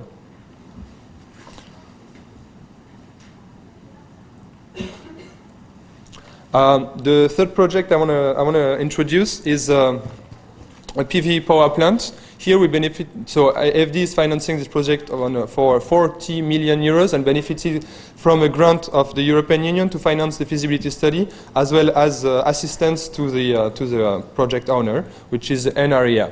Thereby, we are supporting Egypt in achieving her objective of 20% of renewable energy in the mix, in the electricity mix, in 2022. This project is implemented in Aswan, as you can see, in the governorate of Aswan, as you can see on the map. The third project, the first project is the wind farm in the Gulf of Suez. This is co-financed with KfW, the lead institution, as well as European Investment Bank and the European Union. AFD participates through a 50 million loans, and it has been approved this year in 2015. This is also a way to accompany the NREA into development of renewable energy in the country. And also for Egypt to make the most of its very strong wind potential in the Red Sea area. Lastly, let me briefly introduce this the support that AFD is providing to the Institut Européen de Coopération en Développement in 3 countries, Lebanon, Egypt, and Tunisia, over 3 years for a vocational training program called Seeds of Hope. In partnership with Schneider Electric, which provides electric equipment for the study of students. This year, at the occasion of COP21, AFD has cooperated with AECD in organizing a renewable energy and energy efficiency challenge in order to incentivize the students into innovate and prepare innovative projects related to energy efficiency and renewable energy. So the prize has been granted to a team of students who had invented this solar electric car. But we had other very interesting projects such as fiber optic lighting,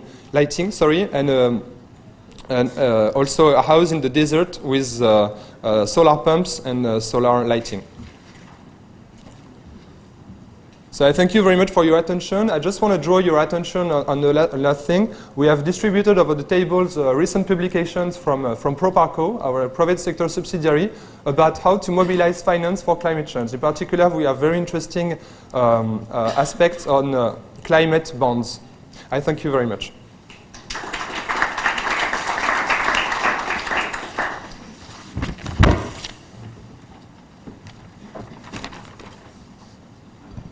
Thank you very much for this presentation. Now there's a little change in the agenda. Ms. Constance from Gehlen will not be able to make the presentation, so we will directly push through with the presentation by Ms. Maria Rica Alvaro, who is the loan officer for the European Investment Bank office in Cairo. And she will make a presentation on EIB's climate action. Good morning. Thank you very much. I'm very pleased to be here to talk about this, well, at least to listen these very interesting presentations, but all the partners. And I have to say I'm not an expert in climate action, but I will do my best to transmit the different methodologies that we are going through in the European Investment Bank. As you have seen here in the first presentation, there is a very big political commitment for Paris, and we have lived through it in the bank. We have undergone these last 3 years a very intense exercise of mainstreaming within the bank in order to make all these big political commitments be transferred into the different projects that we finance, and I will try to make a small picture of what the bank is aiming to.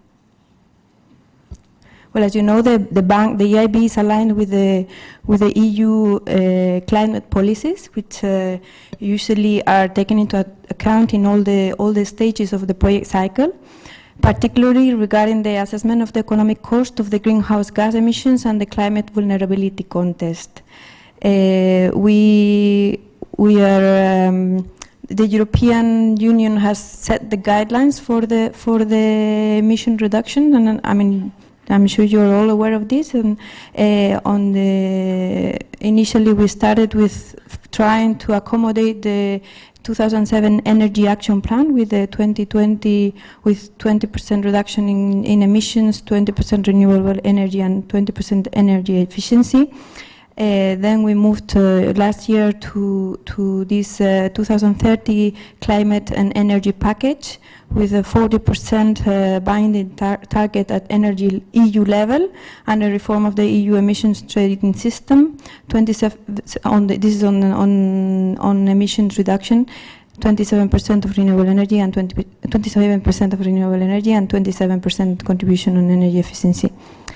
We at the EIB, as I mentioned, in order to put this into concrete measures, we had also a methodology to I mean, it's very interesting to see as the lady was saying how everybody measures them, how we can go down at the individual IFIs level on how do we assess the projects and how we measure the impact of the climate, the impact on climate on our individual project. And I have to say that there has been a very big effort on harmonization, and there's all these working groups among IFIs, bilateral institutions, and it's not always easy to really compare the way we do things, and for that the methodology that Hadrian was mentioning and all the other methodologies to harmonize the language are very important to be able to talk the same language. We have this classification of the lending areas and definition of transparent lending targets that I will elaborate a bit more later. And then we also have a methodology for the calculation of the carbon footprint, and we consider that our thresholds are quite conservative when we do the assessment of our projects. I mean, there's a ranking in the ranking of the EIB portfolio. Of course, there's this renewable energy projects going up to urban transport. Depending on the type of sector, we classify the climate action lending areas. You can see here renewable energy efficiency, sustainable transport, with the individual way of assessing the climate impact. We do a lot of projects on forestry and land use, RDI, adaptation, and GHG emissions. On the we had initially a lending. Well, we still have a lending target of 25% of all our volume, annual volumes. These volumes from 2009 to 2014, we have provided 177 billion euros to climate action related projects. And every year has had a different split among the sectors. As you can see here, there's in 2014 there was about 18 billion euros financed on climate change projects, where about 5-6 billion euros were going to renewable energy. There's also a small, nearly 1 billion euros to energy efficiency, a big share for sustainable transport, and so on.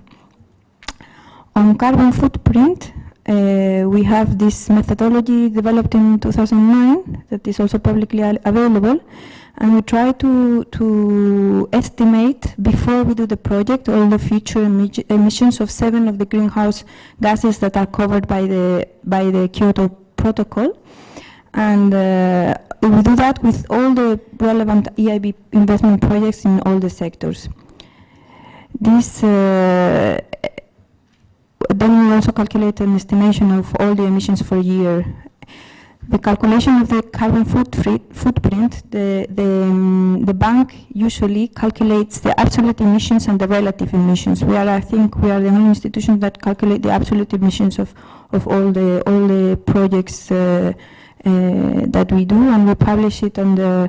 Well, I will come back to it later. We have a baseline. I mean, we have the relative is emissions are the emissions that we do compared to a baseline, which means without having the project. The EIB publishes all the missions that we on the projects that we finance at a document called Environmental Social Data Sheet that we publish in our internet, and so we have information on all the emissions that the bank does, and also at a portfolio level we do this audit sustainability report. So this is an exercise, an internal exercise that all the departments and I think most of the IFIs are doing this exercise to raise awareness on the impact of all our projects in the sector. Here we can have like a small chart with the relative emissions. You can see the blue chart that says, that shows that there is negative emissions for the projects that we are financing. This is tons CO2 in total annual loan signatures. So it means that in 2014 there were negative 3 tons of CO2. This is the total impact of the projects. This is very, very, I think it's a bit numbers, and you may get lost into it, but at the end you do have to have the numbers. You have the political commitment is there, but at the end you have to go down into the projects, go down into the numbers, and really see the impact on the ground, on the projects that are being financed. There's also this initiative of issuing green bonds.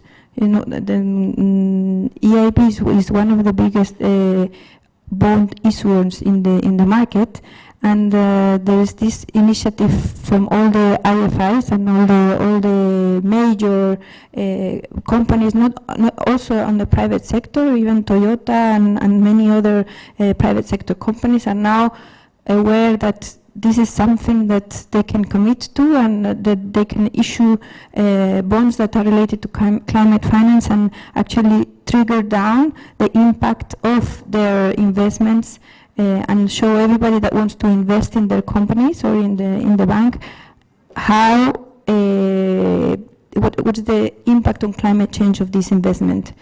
There's a lot of, everybody's trying to harmonize and be transparent on the disclosure of the methodologies.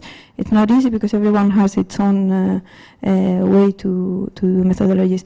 In order to select also projects, as Hadrian was talking about their methodology, in our case we have this conservative threshold. As an example, I put here in the energy sector.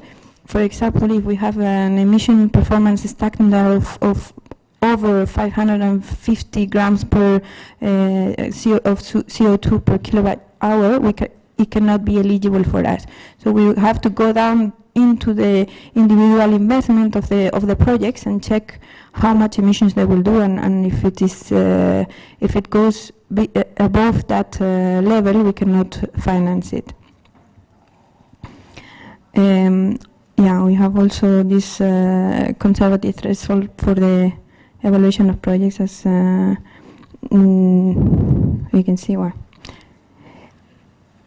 on the sectors, we have also sector lending policies that guide the project selection towards climate finance friendly investments. As we were saying before, on the energy sector we have the energy performance standard, as said before. On transport, we also prioritize railways, inland waterways, and maritime projects, and urban transport. We need to have a high economic rate of return requirement if we want to finance motorways and airports. This is not it's not fully our priority. On water, we focus on water efficiency, demand-side management, leakage reduction, and reducing the need for carbon-intensive water plants. And so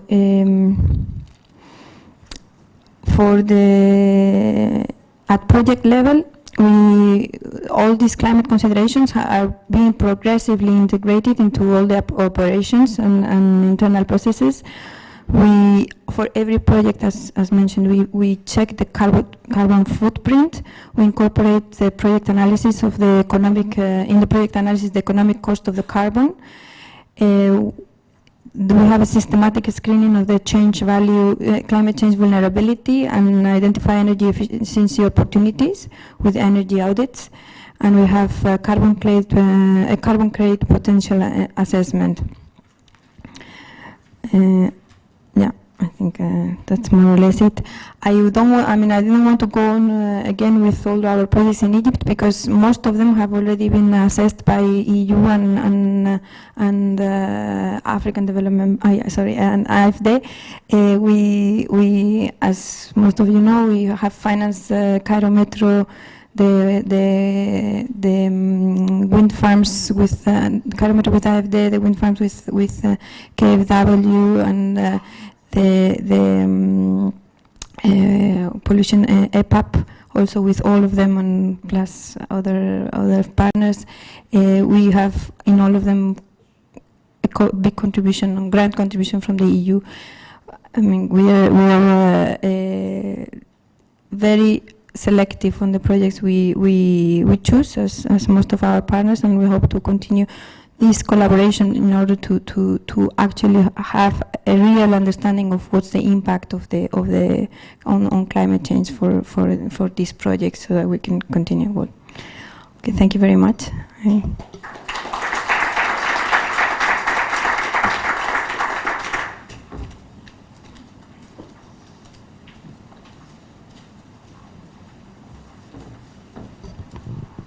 Thank you for this presentation of EIB's processes.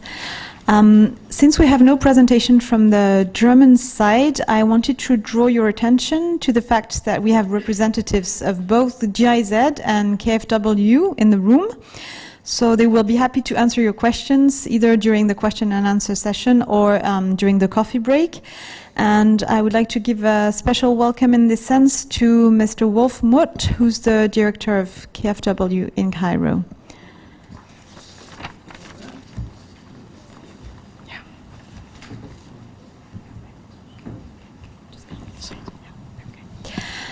Now I would like to call Dr. Mohamed Bayoumi.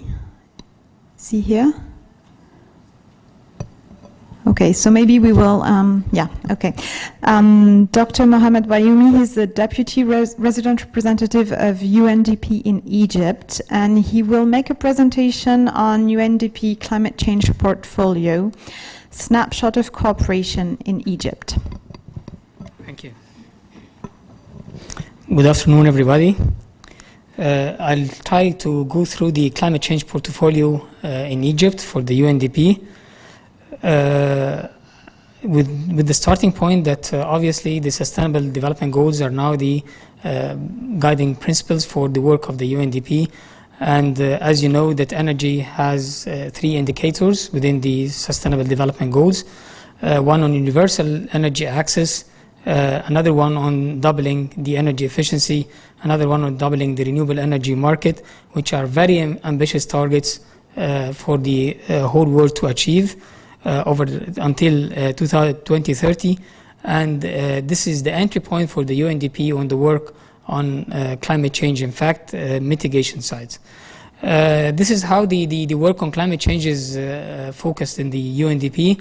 On one side, the mitigation aspects of mitigation activities are focusing on renewable energy, increasing energy efficiency, and we're not talking about the megawatt generation like we have heard in the previous presentations, not big projects. We are working on small-scale projects, introducing new concepts that are normally linked to job creation and income generation activities, small-scale activities related to renewable energy with the objective of expanding energy access to the poor. On the other hand, the climate change adaptation part or portfolio is related more to the reducing the risks and disaster risk reduction, as well as understanding and communicating risks. And at the end, the 2 aspects of climate change mitigation and adaptation are aiming to achieve a low-emission, climate-resilient development. The portfolio for the UNDP in 160-plus countries is over $2 billion US, but it's the nature of, as I said, quite small-scale, difficult projects working with a large number of partners rather than building one big power station. There are some policy documents that the UNDP is supporting the government to achieve. Part of these are obligations of the Egyptian government to provide to the Secretariat of the UNFCCC. And starting with the national communication reports, which I believe most of us know, this is the report that includes the vulnerability of the sectors, the different sectors to climate change, and what are the proposed adaptation adaptation measures. On the other hand, it goes into the classification or estimation of the greenhouse gas emissions from the country and the mitigation efforts taking place.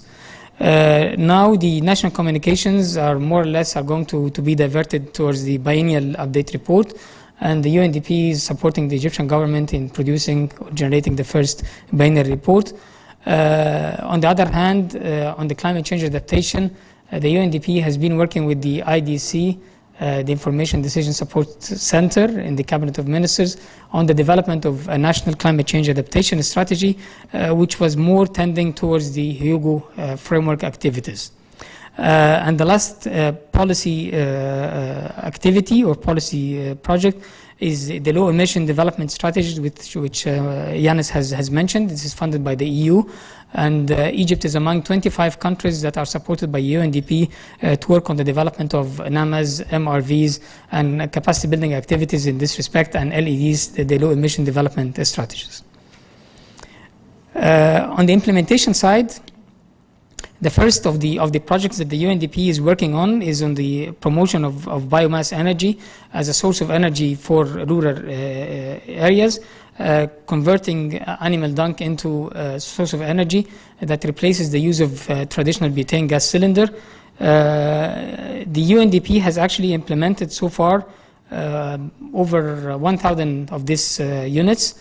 The technology was brought from India, and the 1,000 units are scattered in more than 10 governorates all over Egypt. The beauty of the technology is the simple technology, extremely simple. The selection of the technology from India maybe have been proven to be quite useful. The similarity between the level of education and culture in India and rural Egypt has been quite close. And the technology is very much needed now in the rural areas. We see great demand for it. The farmers are paying more or less the actual price of the technology, and they are benefiting not only from the gas, but they are producing also organic fertilizer that they use in their farms. Again, because this is the UNDP project, and as I said that we have the job creation element, the UNDP has supported establishing more than 20 companies. Each company is a small-scale company owned by a young person. I have 3, 4, 5 laborers working with him, and he is able to fish and market for his services in the rural areas. While I can claim at this stage that this could be a starting point for a big business that can be developed for services in rural Egypt through these small companies that they can work afterwards in other issues related to solid waste management and other aspects of services that can be provided to the local rural farmers. And they are actually, the farmers are, as far as you can see, are keen to pay the full price of the service as long as they get the service in the way they want. So far, the technology has proven that the household which have like 4 heads of cows or buffaloes, they can be kind of self-sufficient in terms of production of their own gas for cooking and producing fertilizers for like 2 acres of land. This is the final shape. How does it look like at the end? At this stage, I have to clarify that for this initiative and the other initiatives that to come afterwards, we are cooperating with the JEF Small Grants Program, where NGOs get some funds to promote, and work with the government at the larger scale in promotion of these technologies. For this project and the following projects. This project is basically with the Ministry of Environment, but it expands to work with the other ministries, other counterparts. And here we can say that this is one of the technologies that need the climate finance. We cannot claim that our project is part of the big picture of the climate finance, but this is where We need now to upscale and have a kind of a national program that can speed up and expand the use of this technology. The other project is on efficient lighting and home appliances, actually. It falls within a global UN initiative on transforming the whole world into efficient lighting.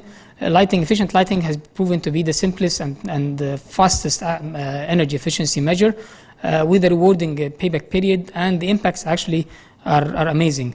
We have been implementing actually demonstration projects in like 15 or more facilities, different facilities, and you will see some pictures right now, in order to show the feasibility, financial and technical feasibility of this technology nowadays in Egypt. This is one picture before and after in an underground garage parking area. You can see there is no much difference in the lighting intensity, and in the same time it has proven to be cost effective. We have done administrative buildings, offices.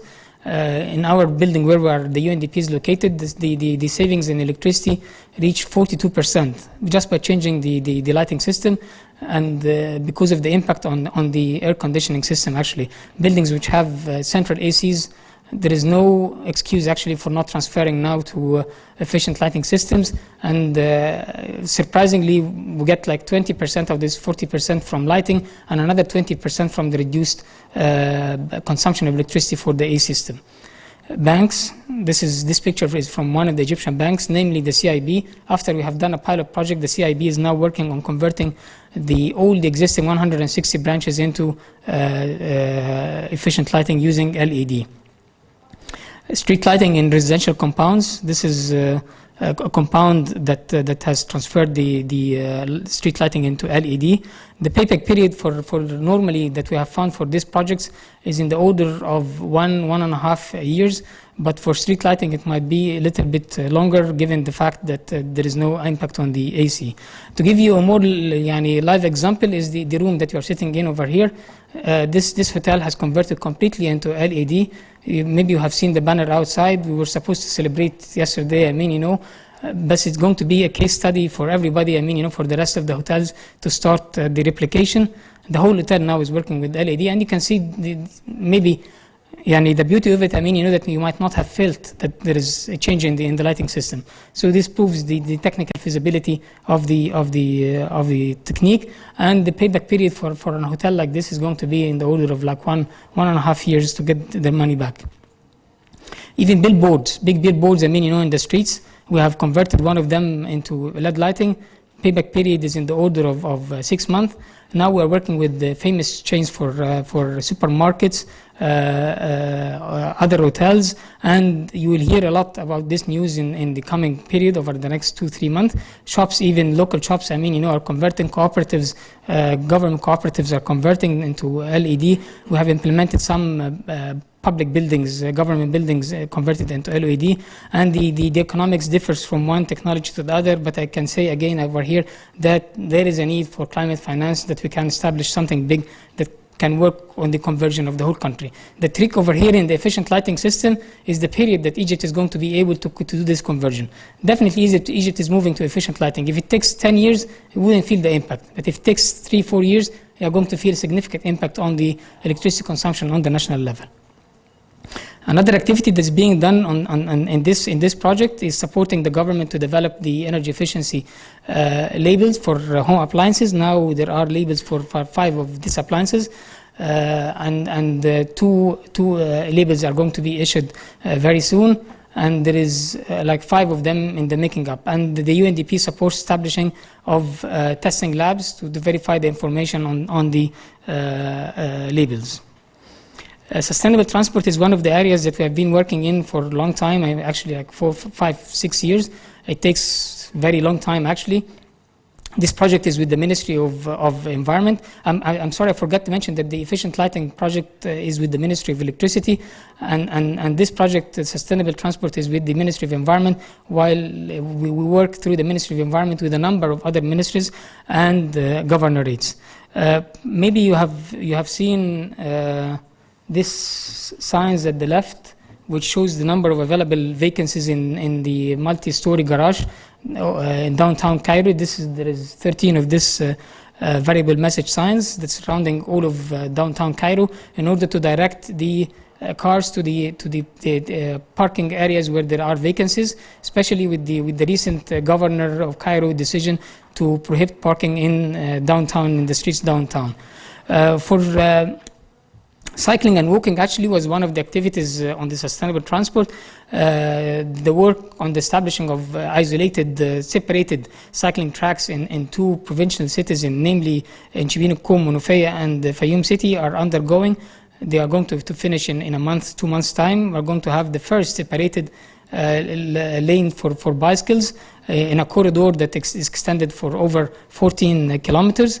And you can see now the interest of young ladies, big gathers and crowds from young people. Now there are groups that have been formulated in the two cities for cycling. They go cycling every weekend. I mean, like it is in Cairo right now, where they are missing the cycling tracks, and it is proven to be quite difficult to do these cycling tracks in Cairo.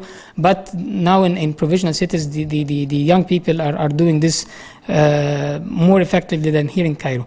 Walking is another element, and you can see in the picture, because part of the project with the corridor, the cycling track, we improved the pavement condition to be suitable for walking, and now there is groups for people who walk in the streets to encourage the concept of walking. Another activity that I don't have photos for it right now is support of public bus, high quality service bus to connect 6th of October city with Cairo, with the Cairo University. And the tender has been facing some difficulties, but last week only we heard that one company recently applied for this bus service. It's going to be the first of its type of a contract to be established in Egypt. Hopefully, if this is going to work as a pilot, it will open the door for other private sector investment in the area of public transportation with a certain service that target car owners, actually. We're not talking about general public transportation. We're talking about those who are using car to shift and leave their car and use the public transportation. So it's, as I said, it's the first time that this type of service is being applied in Egypt. And that's why we're putting all the effort. Hopefully it will succeed with the Ministry of Housing. Recently we are about to sign right now a project on small-scale rooftop PV systems. I can understand and see, and probably you know better than me, about the feed-in tariff now has opened the door for large-scale generation of electricity from solar energy. Now we are talking about the small scale, which definitely complements the big picture of the large scale. This element can create job opportunities, can create income generation for lots of people. When you compare it to the business in Egypt of the satellite dishes being installed on the rooftop, you can imagine the number of people who can work in this business and inject electricity into the grid. So again, when we're talking about a target of 4 megawatt, it means nothing to your business. I mean, you know that we have been hearing since the beginning of the day. But if this 4 megawatt are going to be installed on 4,000 households, it means a lot. I mean, you know, in terms of the people who are going to work in and put Egypt forward in terms of opening the black box of this technology that can lead to the so-called Mediterranean Solar Plan and Desert Tech and all of this business with the capacity being built in this area. This is my last slide. On the climate change adaptation, obviously you can see the imbalance between the expenditures in mitigation and adaptation. We have one project in the area of climate change adaptation, and it is concerned with the coastal zones, in particular adaptation of the low-lying lands in the Nile Delta. It has been identified as one of the most vulnerable areas to sea level rise. Adaptation has been kind of lagging behind the mitigation, and one of the reasons is actually the lack of international funds in this area. But I think with the extreme weather events that we have seen lately, you can see this picture this picture to the right is from Alexandria yesterday, and the one to the left is from Alexandria 2010, and the frequency and strength of these extreme weather events are getting tougher and higher. And this shows that the issue of climate change adaptation is not the matter of wait until 50 years to start work on it. It's becoming a necessity and a dire need for it. The work that we are doing in this area, to start with the integrated coastal zone management planning, this is the approach for climate change adaptation that we want to support in the Nile Delta adaptation. We were unlucky actually that we started something with the EU on this issue, and it did not complete for some procurement process that was not complete to develop this action plan or integrated coastal zone management plan. But we are still hoping that the EU or other international agencies would fit into the development of this plan.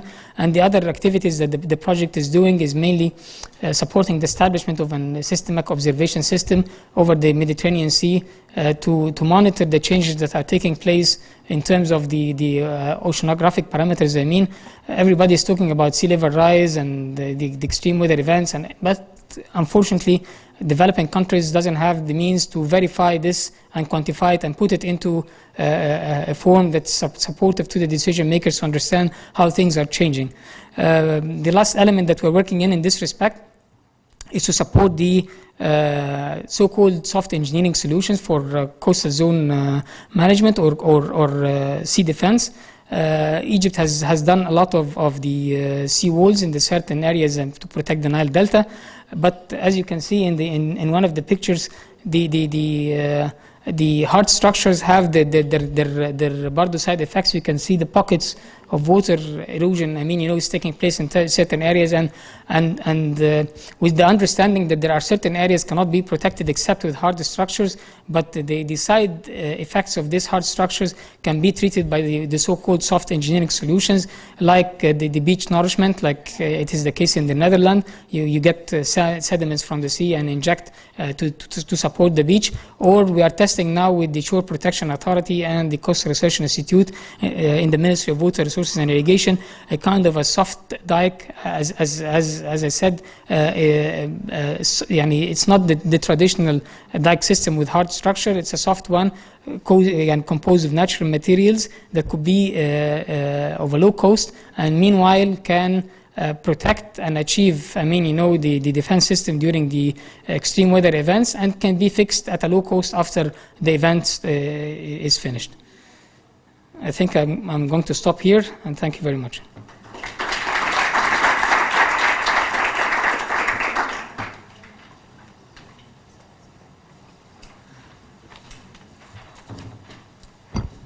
Thank you for this presentation, which reflects how climate finance can be translated into very concrete projects.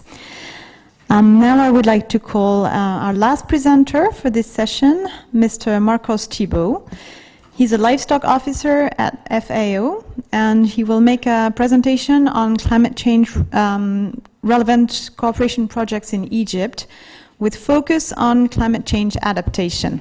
Very much for the opportunity. I have to say a disclaimer that I was just been informed. I was been informed just yesterday evening that I will be coming to you, and I apologize if I miss the main elements in my presentation, because I didn't know my audience perfectly. And I will try to summarize as much as possible. And also, it's difficult to be the last speaker, and I will try to be as brief as possible. And I hope everyone knows FAO, the Food and Agriculture Organization of the United Nations, headquarters based in Rome. And we served 20 countries from this region, for Near East and North Africa region. And I would like to briefly talk about some introductory remark, and also the background and FAO's programs somehow, so that I introduce you what FAO does. As I said, we are Food and Agriculture Organization, one of the specialized technical agencies of the United Nations. The climate change impacts. I don't know if I have to go to these issues, because it seems that everyone knows these things, and we are going to some kind of actions now. But we have to sometimes remind ourselves that we are living in a very special region of the world, where the region is so dry, very dry, and vulnerable to changing climate. And especially the water scarcity is very, very important in this region. And my focus is around that, and also some of the agricultural livelihoods, and also the basis for agricultural production and productivity, and the impacts the climate will have on this. The forecasts are that we are saying between 3 and 7 degrees centigrade rise in temperature.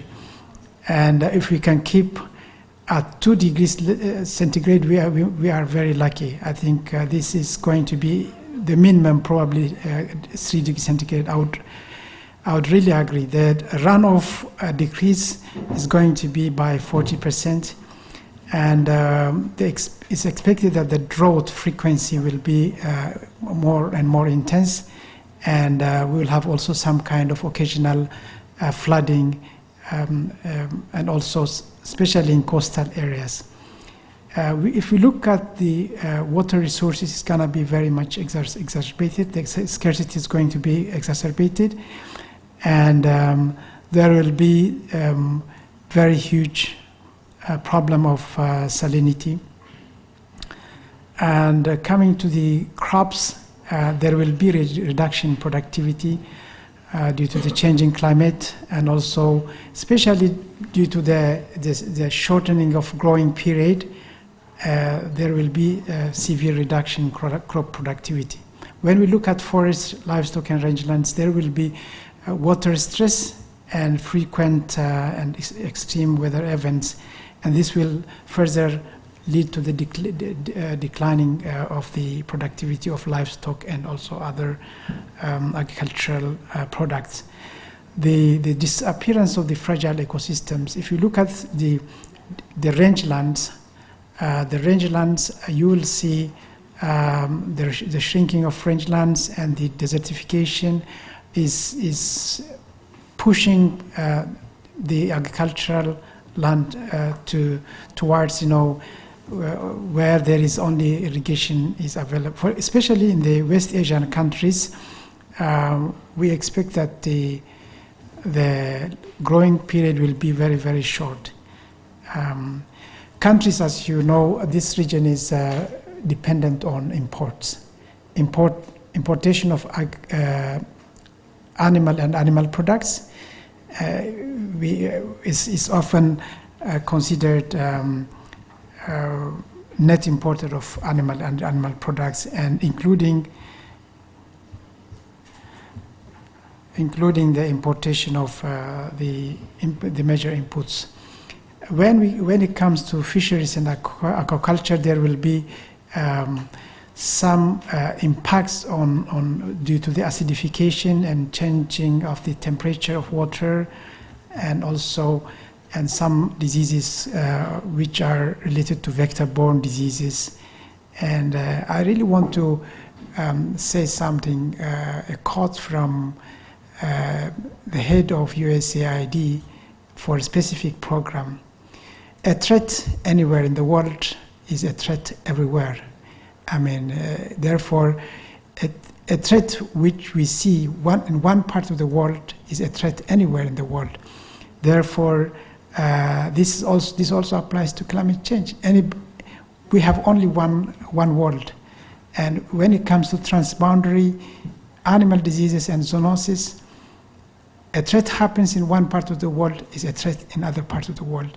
Therefore, living in one part in this one global climate, we are all affected. If we look at the food availability, the impact will be very, very high. The reduction in agricultural production, the effect on local markets, and the impacts on trade. You remember the crisis in 2007, 2008, and having money cannot buy whatever you want, because protectionism can emerge. And people even say that some of the part of the Arab Spring has been due to climate change because of the frequent drought that has happened in some part of this world, leading severe problem in the countryside, and with less attention given by the policy making group. The impact on food accessibility will also very severe, and these are some of the details that really are coming all the time. The facts of the Arab region in general is that the physical water scarcity and the population growth rate is going to increase, and we are expecting by 2050 600 million people in this region, and the demand for food is going to triple. I will not go into these details. Some of these details are, I hope this can be shared to participants later. If you look at in 1960, the scenario on the other side, there were per capita water was around 3,000 cubic meter, whereas now per capita water is only 700 cubic meter by 2011. And the combating of climate change is very much into the FAO goals, and we have, if you look at the Sustainable Development Goals, this is very close to our mandate. And there are productivity improvement programs, and the looking into irrigation efficiency and water productivity. We have the climate smart agriculture, Green Climate Fund, Global Environmental Facility, and the themes are climate change and food security, natural resource, forestry, livestock, fisheries, and aquaculture, and institutional capacity development. These are all important aspects, as I'm being reminded that the time is very, very short, and if I rush you, I ask for apology. But the key issues are the capacity gap related to the assessment of the impacts, and also the knowledge and data gap is still there, and expertise is also limited, and there are observation limitations in many countries. FAO has launched many studies to find out these problems and how we can tackle, and some of these reports are available. We need to really, there are recommendations that have been forwarded in various forums and policy forums where we invited senior policy officers. And as I'm given to talk about the projects in Egypt, I should really go to the projects in Egypt. And the priority areas for Egypt are four, according to the country programming framework of FAO, which is given to FAO from the countries. And these are the information generation, and the second one is improving productivity and efficiency of agriculture. The third one is sustaining rural community, and also conserving natural resources. These are selected projects that FAO is supporting either through its technical cooperation program or by donor-funded projects. I do not have the slides that shows as a showcase to show you, but these are the projects we have. We have projects such as the on emergency center for transboundary animal diseases and zoonosis, and we have a project on household food and nutrition security in Egypt, and we have a good agricultural practices project for sustainable intensification of smallholder horticulture crops. This is also technical cooperation program. Another program which is funded by International Fund for Agricultural Development is a strengthening partnership for scaling up sustainable livelihood in the small scale farming and indigenous communities. Another project is green food from green roofs in urban and peri-urban environments. This is also another project. Climate change risk management is also funded from Spain. This is being undertaken. Another project is strengthening the institutional and technical capacities of the Ministry of Agriculture and Land Reclamation and results-based monitoring evaluation.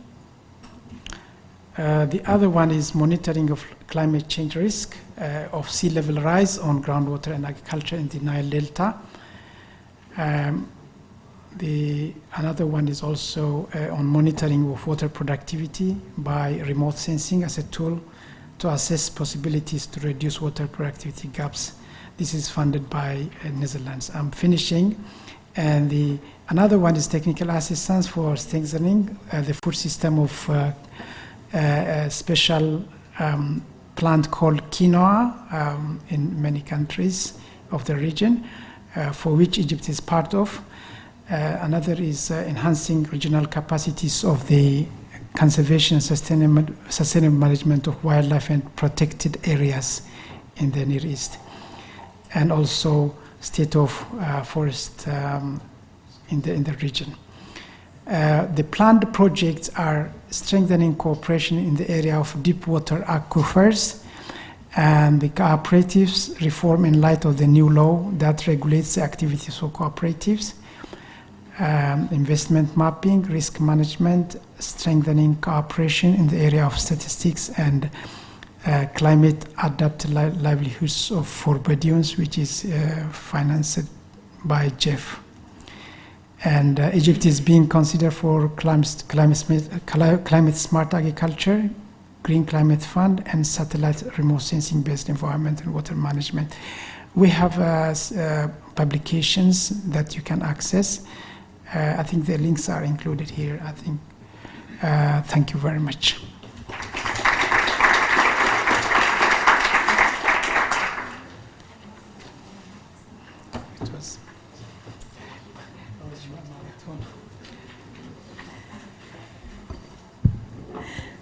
Okay, thank you for this presentation. Thank you for making it short. We are about 1 hour late in our schedule, so we will accept 3 questions. Actually, I'm sorry, I don't have a question. My name is Yasmin Fouad. I'm from the Ministry of Environment. I have just a clarification and a comment on the previous session, if you would allow me, related to the Green Climate Fund.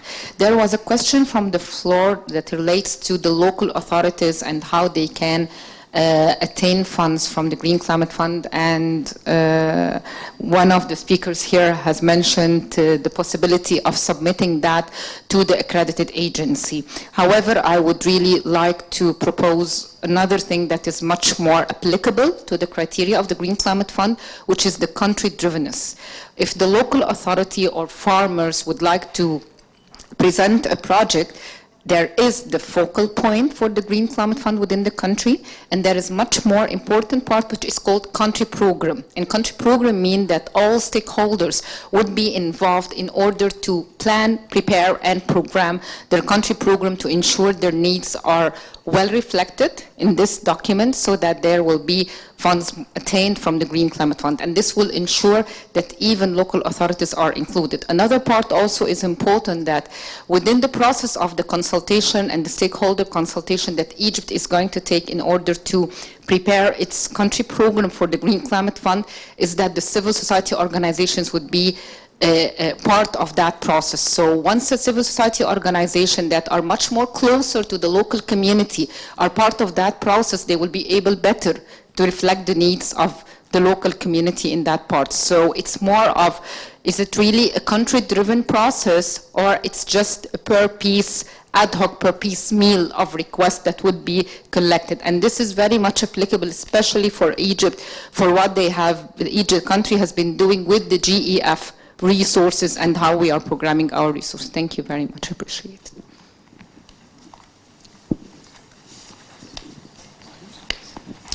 Yes, hello, my name is Wolf Muda. I'm here, the head of the KfW office in Cairo.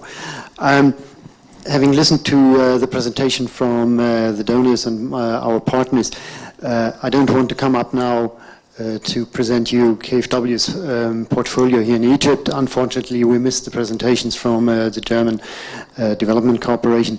However, since it is a workshop about not only about climate change, it's also about climate finance, let me just make a remark to the finance aspect, since we now have listened to a lot of presentations and a lot of information, and I think we've come pretty close to the lunch. So just one final remark to the finance aspect. And we heard about from Mr. Bodel, he talked about predictability, redirectment of investments and all these kinds of things. We heard about access to finance, the creation of the Green Climate Fund, about the amounts committed to the Green Climate Funds and so on and so forth. However, what we should not forget is also the investment area in which we are going to invest.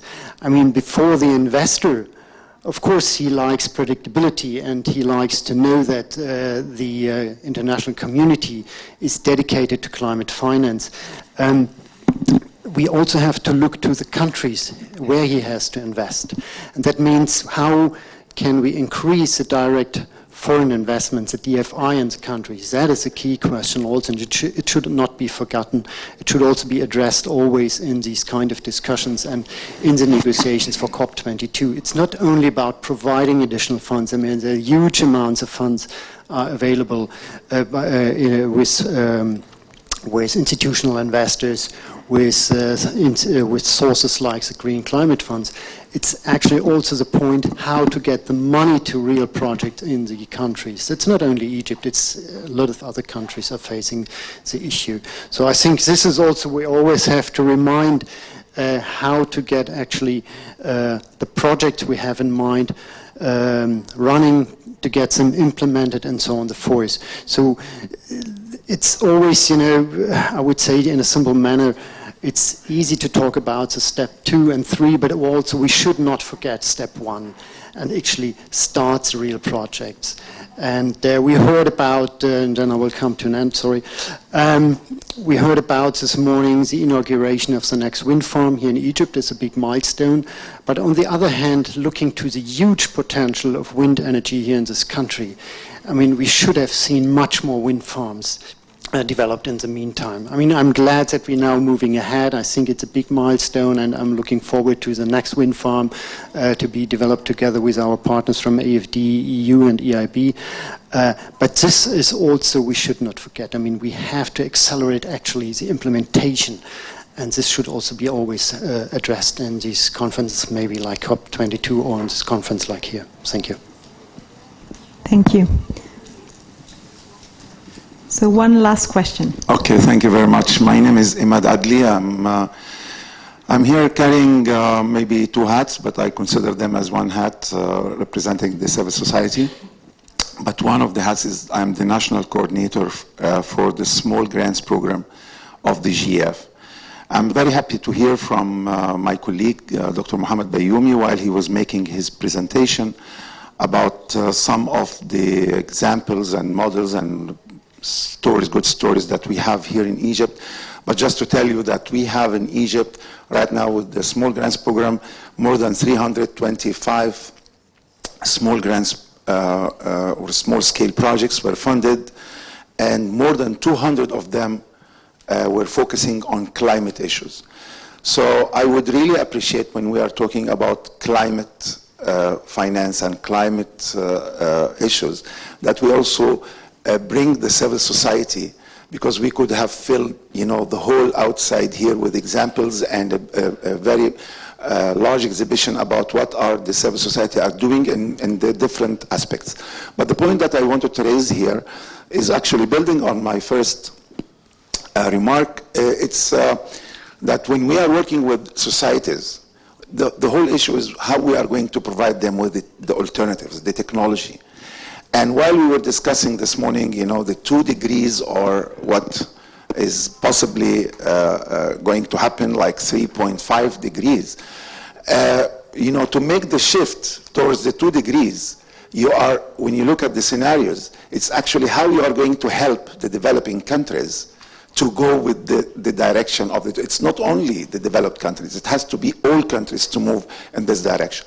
And to move in this direction, you have to support the communities in finding alternatives, and you have to provide them with the incentives and the alternatives at the same time. So the technology is still in the hands of the North.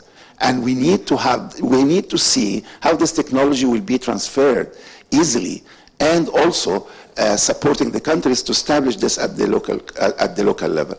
When I see that Germany, and I'm very proud to see that Germany has all in all more than 25% per year using the renewables, and I look at Egypt, if we take the high dam out, it will be less than 1%, while we have the resource to make it maybe more than in Germany. So this is where I need to see the cooperation is going to happen, and this is where I want to see the climate finance talks should look at how we are making the shift, because at the end it will be win-win, and it will never be win-win if one part is doing the work and the other part is not doing the work. Thank you very much. Thank you.